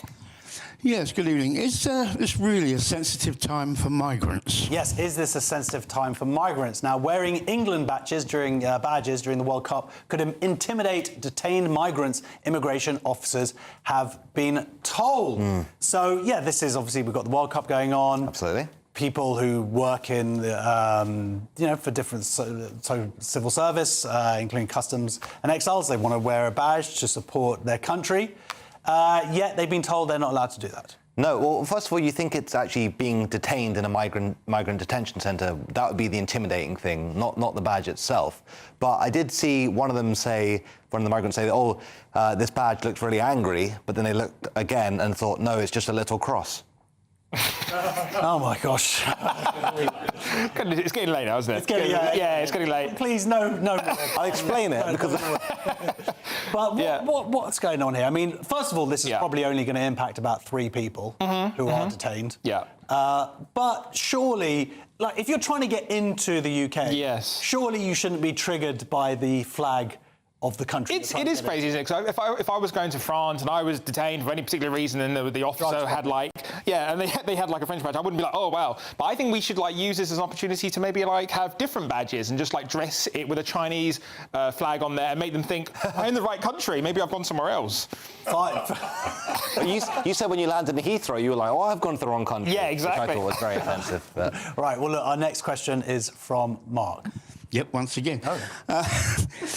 Could you tell me, is it right that a person should be sent to prison for smashing in the spine of a policewoman? Should you go to prison, for smashing in a policewoman's spine? That's very controversial there. So this is 4 Palestine Action activists have been jailed after causing £1.2 million of damage at a UK site of an Israel-based defence firm. Green Party leader Zach Polanski said it was gut-wrenching to see 4 young people jailed for direct action against an arms supplier to Israel. So this was the reaction. Did you see the footage when they announced the they were jail time? Not too and all the pleased. people literally crying in tears, because I guess they're in so much of a bubble that they don't think that actually smashing in a policewoman's spine is wrong or deserves police time. No, it's completely insane. It's literal terrorism, is it not? That's what it's been defined as. And then, as far as I understand it, but violence, especially, we want to smash down the back door. Actually, no, let's not do that one.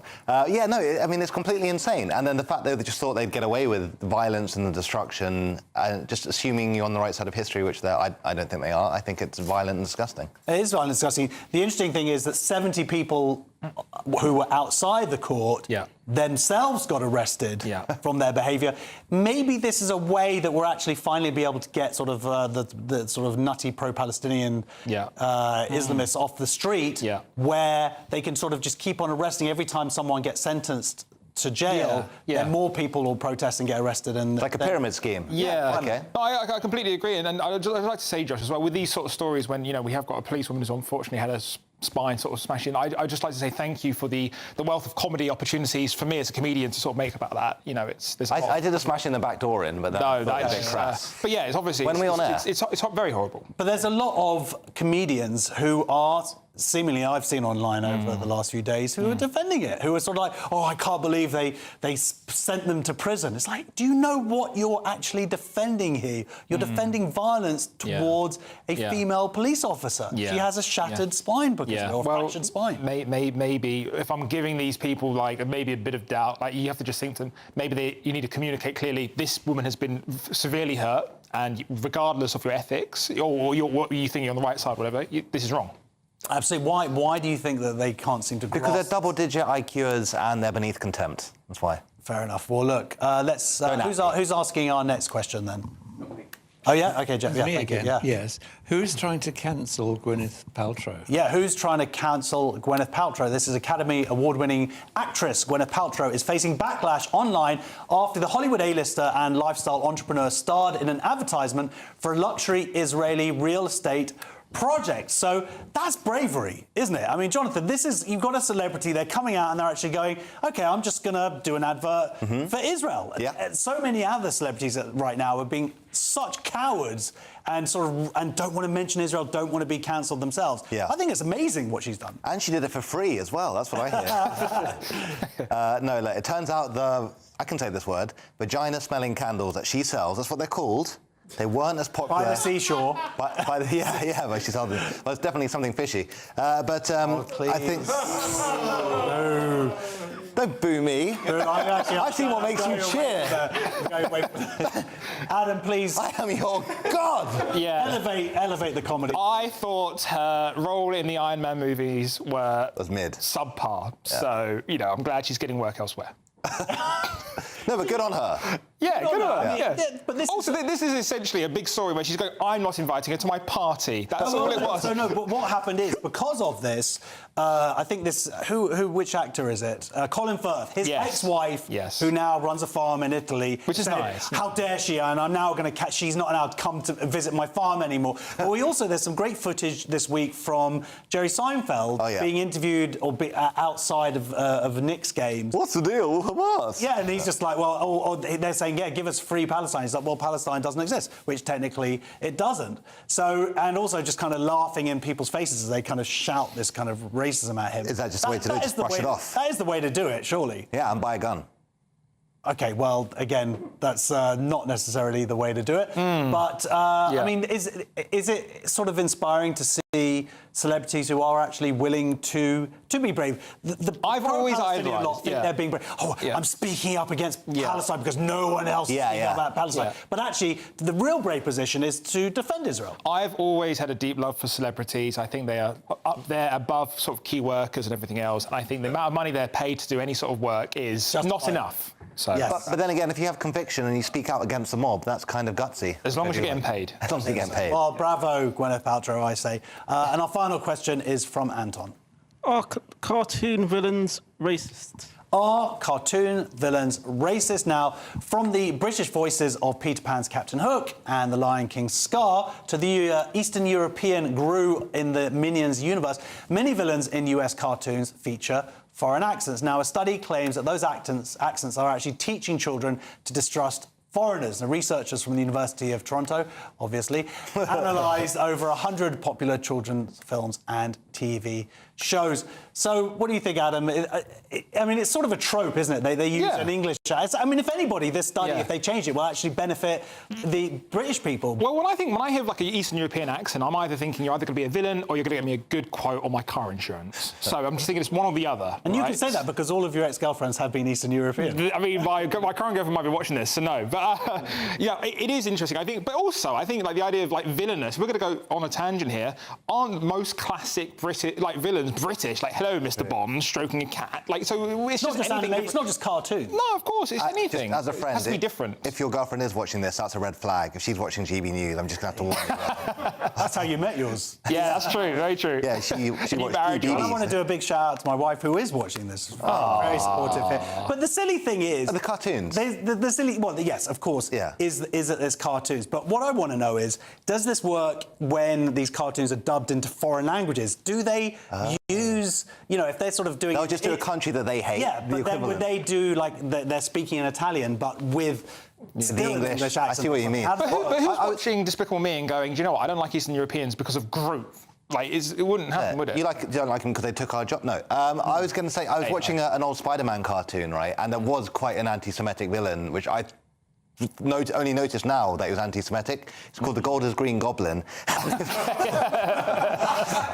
So dumb. So dumb. Wow, I love how you just end every actual real conversation with just a very stupid part. I like to stop the air from any, you know. That's it. Well, we can't go anywhere. Thanks, right. Yeah, good. Right, well, like and subscribe. Next on Free Speech Nation, the NHS Gender Clinic, which has been prescribing drugs to children as young as 11. You do not want to miss this. See you in a couple of minutes.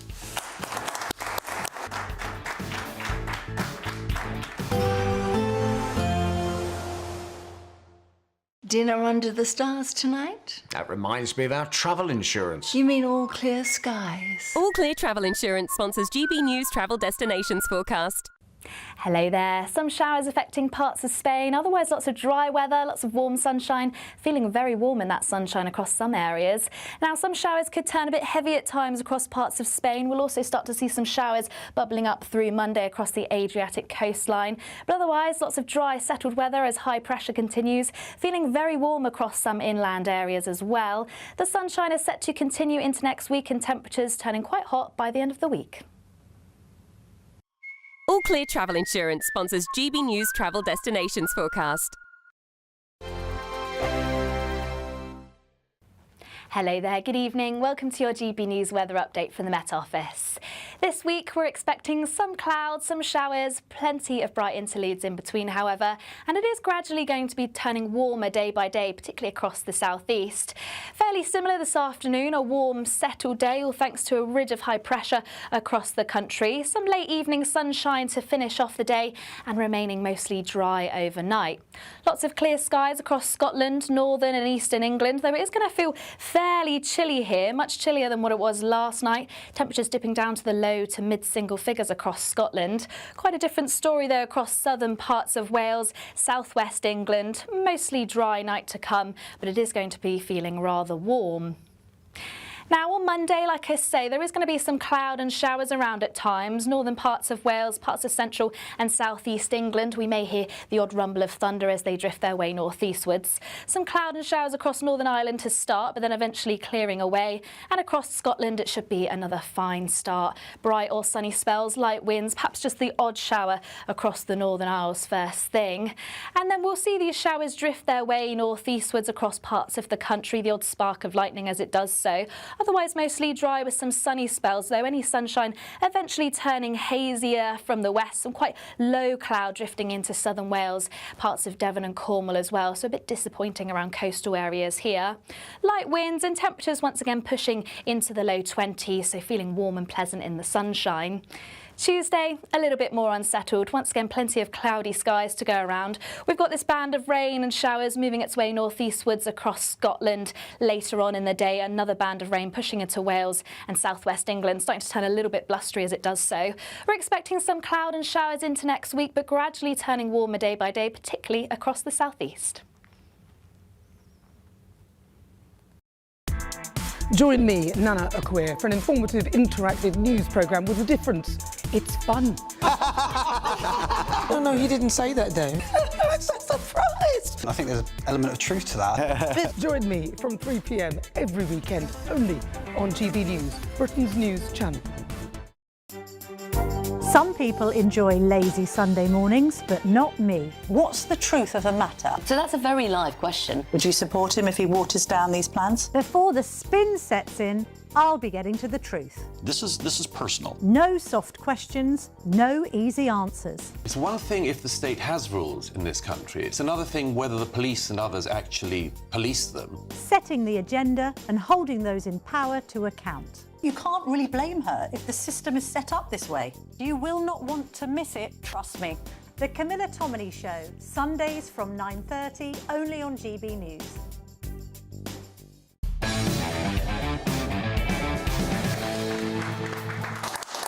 Welcome back to Free Speech Nation. An NHS GP clinic has been forced to stop prescribing transgender treatment to 78 children it may have harmed. An investigation by NHS Sussex found that doctors at the Well-BN practice in Brighton Hove have inappropriately been distributing puberty blocker drugs and cross-sex hormones without proper checks. The investigation revealed the medics' care fell far short of what's considered safe and appropriate, with a staggering 20 children between February 2023 and December 2025 given medication without even having a face-to-face appointment. Joining me now is the co-founder of Biology in Medicine, Dr. Alice Hodkinson. Welcome to the show. Thank you. Yep, you can applause. Alice, this is the greatest medical scandal of our times. It's shocking. It's absolutely appalling. And now we are finally getting into the intricacies of it. You have this GP clinic, a normal GP clinic in Brighton, and the NHS investigation into it, it's shocking what they've uncovered. Well, I mean, there were complaints and, there were concerns raised back in 2020 from people in the area who were seeing that their children were being given these dangerous drugs. And there were concerns being ramped up, but every time NHS Sussex was saying, no, there's nothing to see here. The GMC, the doctor was referred to the GMC, nothing to see here. And it was only when we had legal action that suddenly somebody paid attention and closed down the ability of Dr. Sam Hall to prescribe and put an investigation into the practice and what she's been doing. Now, Sam Hall is a trans-identifying woman, so she's a woman who actually has had children of her own, and then once she's actually had those children, she's decided no, she'd prefer it if she were a man. She's taken cross-sex hormones. I think she's also had genital surgery as well. But then now what she's doing is she's taking away the choices of the children who are her patients to have a family of their own in the future. Vulnerable children, and, yes. and one I read was 11 years old. What do you know about life at 11 years old and the choices that you can make at that point? Well, you certainly don't have any understanding of what it means to be grown up, to have normal adult relationships, to have a family, and to understand anything about your body and what kind of choices you might want to make in the future. And I believe one of the things that the NHS Sussex uncovered, it sort of said that the people who were prescribing the drugs weren't experts in this. It didn't explain what the actual impact was. Now, what we heard, the people who've been fighting this fight for years, what we heard was that they were safe. These drugs were totally safe. There were no side effects or limited side effects. More and more, we've seen that is absolutely not the case. And now, finally, I believe in America, there was that young woman. She sued her surgeon, won $2 million. Now, there is some sort of pushback against what's happened. Is this what's happening now in the UK as well? Well, we are seeing cases being brought to litigation against various organisations that are doing these things to people. But why does it take lawyers to stop something like this? What's happened to the medical organisations? You know, I mean, we know the BMA it thinks that trans is the wonderful, but actually there are organisations that should know better, like the GMC, like the Royal Colleges. So my own college, the Royal College of General Practitioners, they could have said something about actually this is not the right thing for GPs to be involved in this and keep it with the gender clinics. But we already know that the gender clinics are failing organisations as well. We've had the GIDS closed down, the children's clinic, but there's also been a report into the adult clinic, and that's the Levy review. And that came out a few months ago. And that also was showing how those clinics are failing as well. They're not doing the assessments. So the whole thing is just, it's giving dangerous drugs to people and changing their bodies forever. And there's no basis, there's no evidence that this is going to be in any way beneficial. The thing is, I really care for these people, my vulnerable patients, trans-identifying, and I want them to get the best evidence-based medicine that they can, and this is not it. And the evidence is that they're just going to be harmed and they're going to be made into lifelong patients. And I'm sorry, I could go on. No, well, it's not just physically harmed. Now the evidence suggests or proves that their mental harms actually get worse after this kind. That's because they're treating the wrong thing. You know, people who are distressed about their body, you need to find out why that is, and try giving hormones to people who are distressed is just going to it has all kinds of effects. It has effects on the brain, and so of course it's going to be harmful. Of course, people are going to feel. It's not going to help your mental health. We haven't even seen the long-term physical effects in many of these cases. Well, I mean, we have for some people, and we know that there's early onset dementia and things like that, and then people forget that they've ever had transitioned, and they've forgotten that they don't have their genitals anymore. And just imagine living like that for the rest. I mean, I know that's adults, not children, but the children are being set on that path, and as I say, they're having their choices removed, and that's why I was really, really pleased to be involved in the Scene and Publishing report we talked about report that we earlier, talked earlier, and we're going to be talking about later on, because I really hope that people read that and take note. But haven't families also been impacted? It's not just the individuals; it's also the families around them that have sort of that their child, one child, I believe, faked a parent's signature. Yes, is on this stuff. It's horrific what's seen now. Yeah. Now, finally, like I say, the NHS have, after years of concern about this particular GP clinic, have now finally taken some level of action. But is it enough? What else do we need to see happen here? Because I know, obviously, supposedly, I mean, you can't prescribe on the NHS these drugs anymore, but they are able to get them privately, right? Well, yeah, so the puberty blockers are supposed to be banned altogether, but you can still get cross-sex hormones on privately at the age of 16 and 17. Then, of course, by the time you get to 18, it's a free-for-all, isn't it?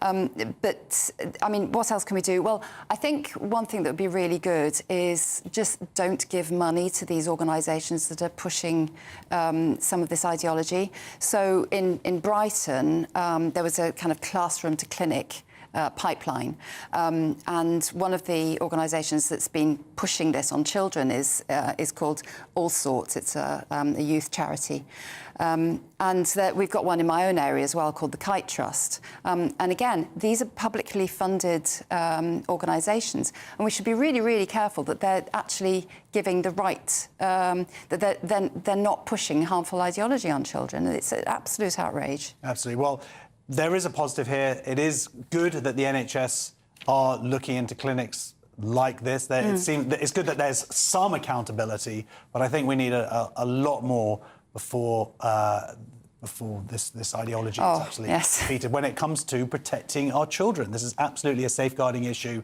and this has been a failure across so many of our institutions. Absolutely. Anyway, big round of applause, please, for the founder of Biology and Medicine, Dr. Alice Hodkinson. In a statement on its website, WellBN said it would like to reassure its patients that it provides safe, high-quality care and support to our community. We are committed to working closely with NHS partners and regulators to address any recommendations identified within the report and to continue strengthening the services that we provide. Next on Free Speech Nation, has woke finally killed Doctor Who? See you in 2 minutes.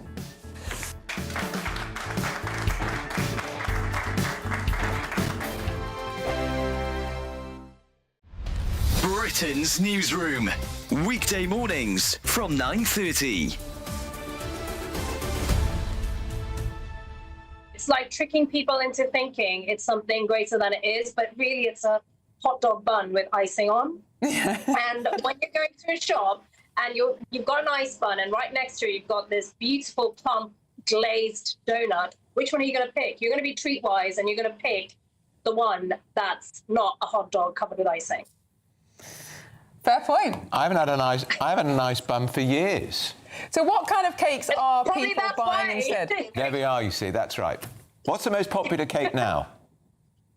I would say in terms of treats, people are liking really chunky cookies, and because that's got a hit of nostalgia as well, because I know ice bun is so steeped in nostalgia. GB News, the People's Channel.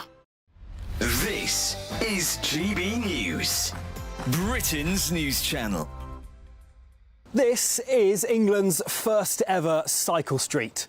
But what is a cycle street, I hear you ask? Well, take a look. It's basically a cycle lane on steroids. The whole road is a cycle lane. So let's see what it's like. It's designed to be safer for cyclists. Cyclists have priority over cars. Cars still can use the road, but look, it's a cycle street. The council say it's safer for cyclists. Cars have to go more slowly. There's also fewer parking spots for cars, so that they can't open their doors in the cyclist's face, and there's fewer blind spots as well. They've also made the pavements wider in order for pedestrians to have easier access walking on this street. But all of this came at a cost of £2 million and took 7 months to build.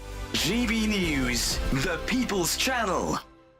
This is GB News, Britain's news channel. Scandal isn't exactly the word, but of course we are in a time of, as you know, very considerable sensitivity when it comes to royal finances and any money spent on the royal family. So, I mean, should this money be going back to the taxpayer? Is that the real problem here? I think that the argument is that the taxpayer could have got a better bargain from what was negotiated at the beginning and when this began. I mean, this is not an dissimilar arrangement to that, for example, with Andrew Mountbatten Windsor when it came to the main house. But as I say, subletting is something that apparently they're doing. The way the Public Accounts Committee in the House of Commons will be looking into the way the Crown Estate handles royal property. GB News, the People's Channel. From cold mornings to warm family brunches. From football to tennis in the car. In the kitchen. GB News Breakfast is there. With the stories you need and the conversations that matter. Anyway, let's talk business. Well, it has been a historic night in British politics. It's astonishing, isn't it? We're here again. To start your day just right. GB News Breakfast. Every morning from 6 a.m. Only on GB News. Britain's news channel. Hi, I'm Michelle Dewberry, and my show is your opportunity to cut through all the noise and dive in headfirst to some robust debates. Ideas clash. Situation, No, Because the failure is... You're deliberately avoiding my point. Nothing's held back. And if you think this is the end of it, wait for more. And we do not shy away from the difficult stuff. Sometimes I want to shake people and say, if only you understood. So join me on Dubes & Co. weeknights at 6 p.m. only on GB News, Britain's news channel.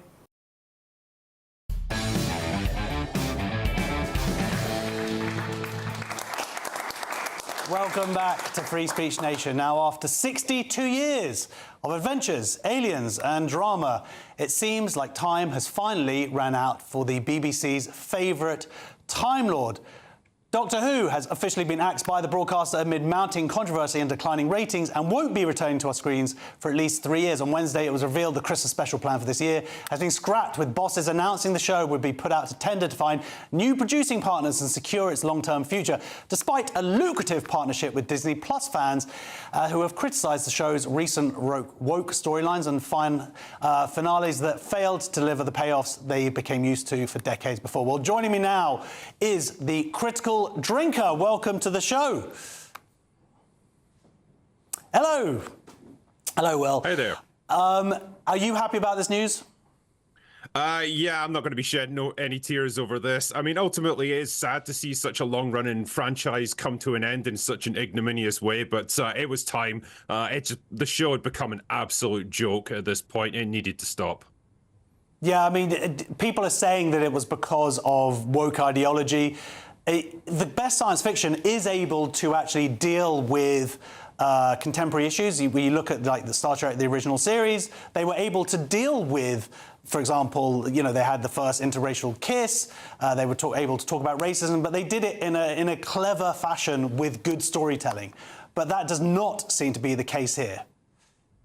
No, absolutely not. I mean, the difference really was that older shows like Star Trek would encourage you to see things from different perspectives. They would give you a different view on things, but they allowed you to make up your own mind. The difference now is that Doctor Who just was completely prescriptive and told you exactly what to think because, you know, the writers had an absolute bias and they just had a point that they wanted to make, and that's all it came down to. Well, that's it, exactly. It does feel like certain episodes were like, this is the episode where we're going to talk about how they-them trans ideology is really good, and let's just build a show around it. Absolutely, do you think that program makers are finally kind of learning the lessons that, I mean, obviously we've seen in Hollywood recently a couple of huge successes of actually a return to storytelling? Yeah, I mean, the difference is in Hollywood, they're beholden to that bottom line profit and loss. Unfortunately, the BBC are not. They unfortunately depend on the public finances in order to finance what they do. And they're never going to learn because they've got no incentive to learn, because ultimately they're going to keep getting more funding regardless of what they do. Yeah, do you think that there's a real sense of anger out there from Doctor Who fans who have invested decades into this franchise and have seen it be systematically pulled apart over the last couple of years. Absolutely, yeah. I mean, with something like this, you know, it did have a dedicated fan base, a fan base that goes back decades. Like, we have people that grew up with this stuff. And now that, you know, it's getting absolutely destroyed like this, and what you have essentially is a parody of what it used to be, and really the writer's own personal hang-ups reflected on the screen. The escapism, the fun, the eccentricity of the show, it's all been completely lost now, and it's just become this and do you think that Russell T Davies will actually learn the lessons from this? Because it seems like he put out a statement saying, hey, everybody, this is great. Actually, we didn't really plan on doing anything anyway. No, I mean, Russell T Davies, I think at this point has become a sad, angry, bitter old man at this point. He was great 20 years ago when he brought Doctor Who back from its long hiatus, but he is not the same man he was back then now, sadly. And finally, do you see a future? Do you think that a couple of years is going to be enough to sort of wipe the horror of what we've seen in the last few years? I think we're going to need a long rest with Doctor Who, probably a decade or so. Give it time for the hurt to die down a little bit and let people forget this disaster that we've had in the past few years. All right. Well, thank you so much, Critical Drinker, for joining us. I also like how you've arranged a room to look like a sort of Doctor Who villain. So take care. So thank you very much at home, obviously, for joining us for Free Speech Nation. Thank you to my panel and my brilliant guests. And stay tuned for the brilliant Alex Armstrong tonight. That is next, and he is going to tell us all about what is coming up on his show. But thank you very much for joining us for Free Speech Nation. Goodbye. Yes, tonight I've got quite an interesting story for you. There's this shadowy, secret government spy unit, at least it's been alleged that it is allegedly putting out stories in the media to control narratives. They're even allegedly also controlling victims' statements of incidents where there's been racially linked crimes, things like that. Really, really weird stuff. I'm going to talk about it on my show. I also went to a kebab shop to talk about why they're handing out, or why they've managed to get, skilled worker visas. That's all coming up next.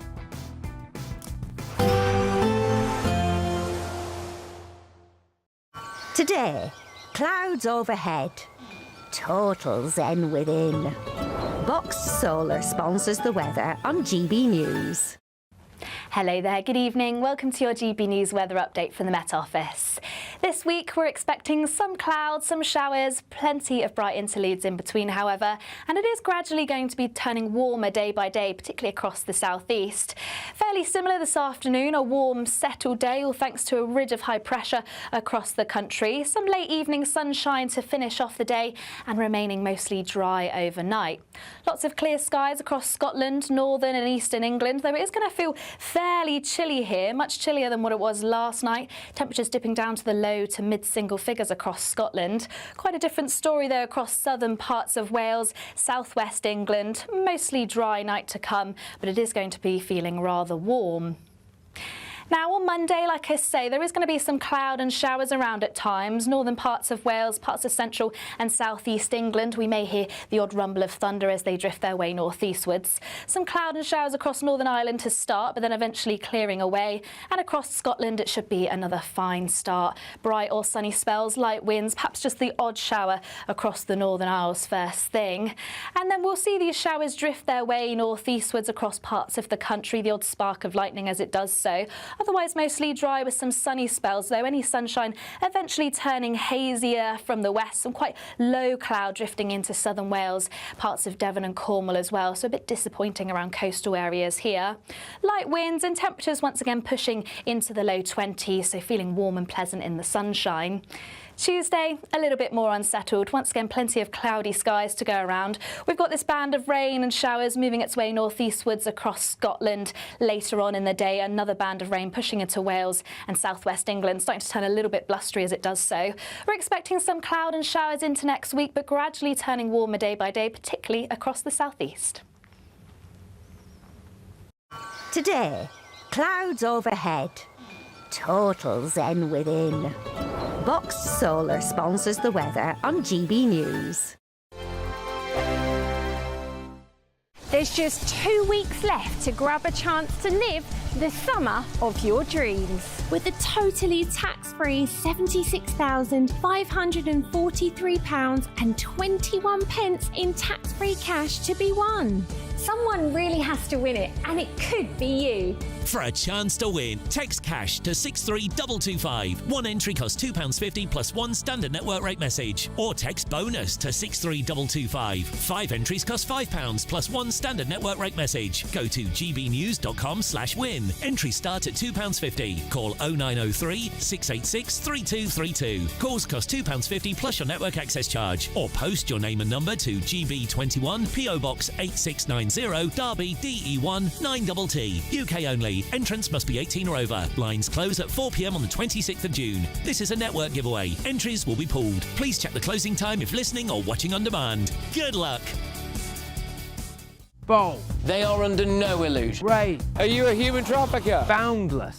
I've had enough of the nonsense, and I'm not afraid to say it. Don't get this on the BBC. Every weeknight, I tear through the headlines. The smell of gasoline. Should we be worried about it? From Westminster madness to cultural war chaos. What I'm going to do now is they are throwing things out the car as we speak. Get ready, Britain. Here we go. Patrick Christie tonight, weeknights from 9 p.m. only on GB News, Britain's news channel. Hi, I'm Michelle Dewberry, and my show is your opportunity to cut through all the noise and dive in headfirst to some robust debates. Ideas clash. Situation, no, isn't it? Because the failure is... You're deliberately avoiding my point. Nothing's held back. And if you think this is the end of it, wait for more. And we do not shy away from the difficult stuff. Sometimes I want to shake people and say, if only you understood. So join me on Jubes & Co weeknights at 6 p.m. only on GB News, Britain's news channel. I've been in Westminster for a long time, but I know that though power may be here, its effect on people's lives is across the whole of the country. We may be where rules are made, but it's where they're implemented that matters. Join me, Jacob Rees-Mogg, for forthright and frank discussion on where Britain has come from, where it's going, and where it will end up. That's State of the Nation, Monday to Thursday, 8 to 9 o'clock. Vox Populi, Vox Dei. Westminster's full of talk, but out here, it's the real world. Am I allowed to talk now? No, that's it. This is where it matters, real people and real lives. That's what politics is all about. In fact, has Trump made a good start? No. Straight answers, no spin, and just a couple of pints. How many fingers have I got up? About 10. So join me for Lee Anderson's Real World every Friday at 7 p.m. only on GB News. The People's Channel, Britain's news channel. The GB News audience is different, it's unique, because they see through the nonsense. We want to debate with each other, we want to listen and maybe learn. We have a chat.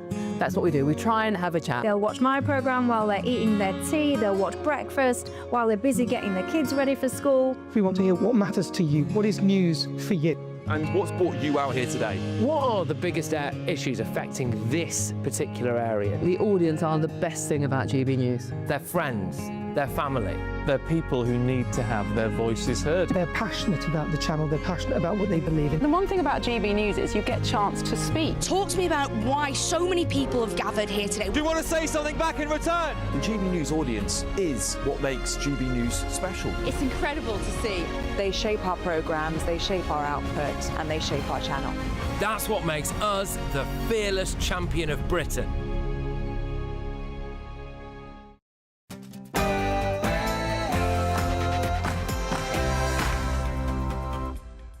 Good evening, it's 9 o'clock. I'm Alex Armstrong. Tonight on the show, I'm going to expose a terrifying, alleged secret spy unit within the government that stands accused of controlling statements of victims of racially linked incidents and planting counter-narrative stories in the media. If it's true, it is a bombshell.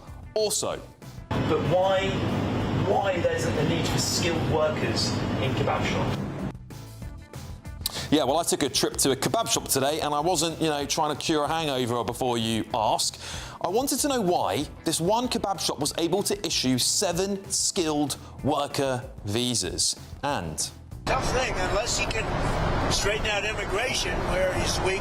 He's a nice man, but I disagree with him on 2 things, primarily. His immigration policy is a disaster. But on immigration, you better get your act together.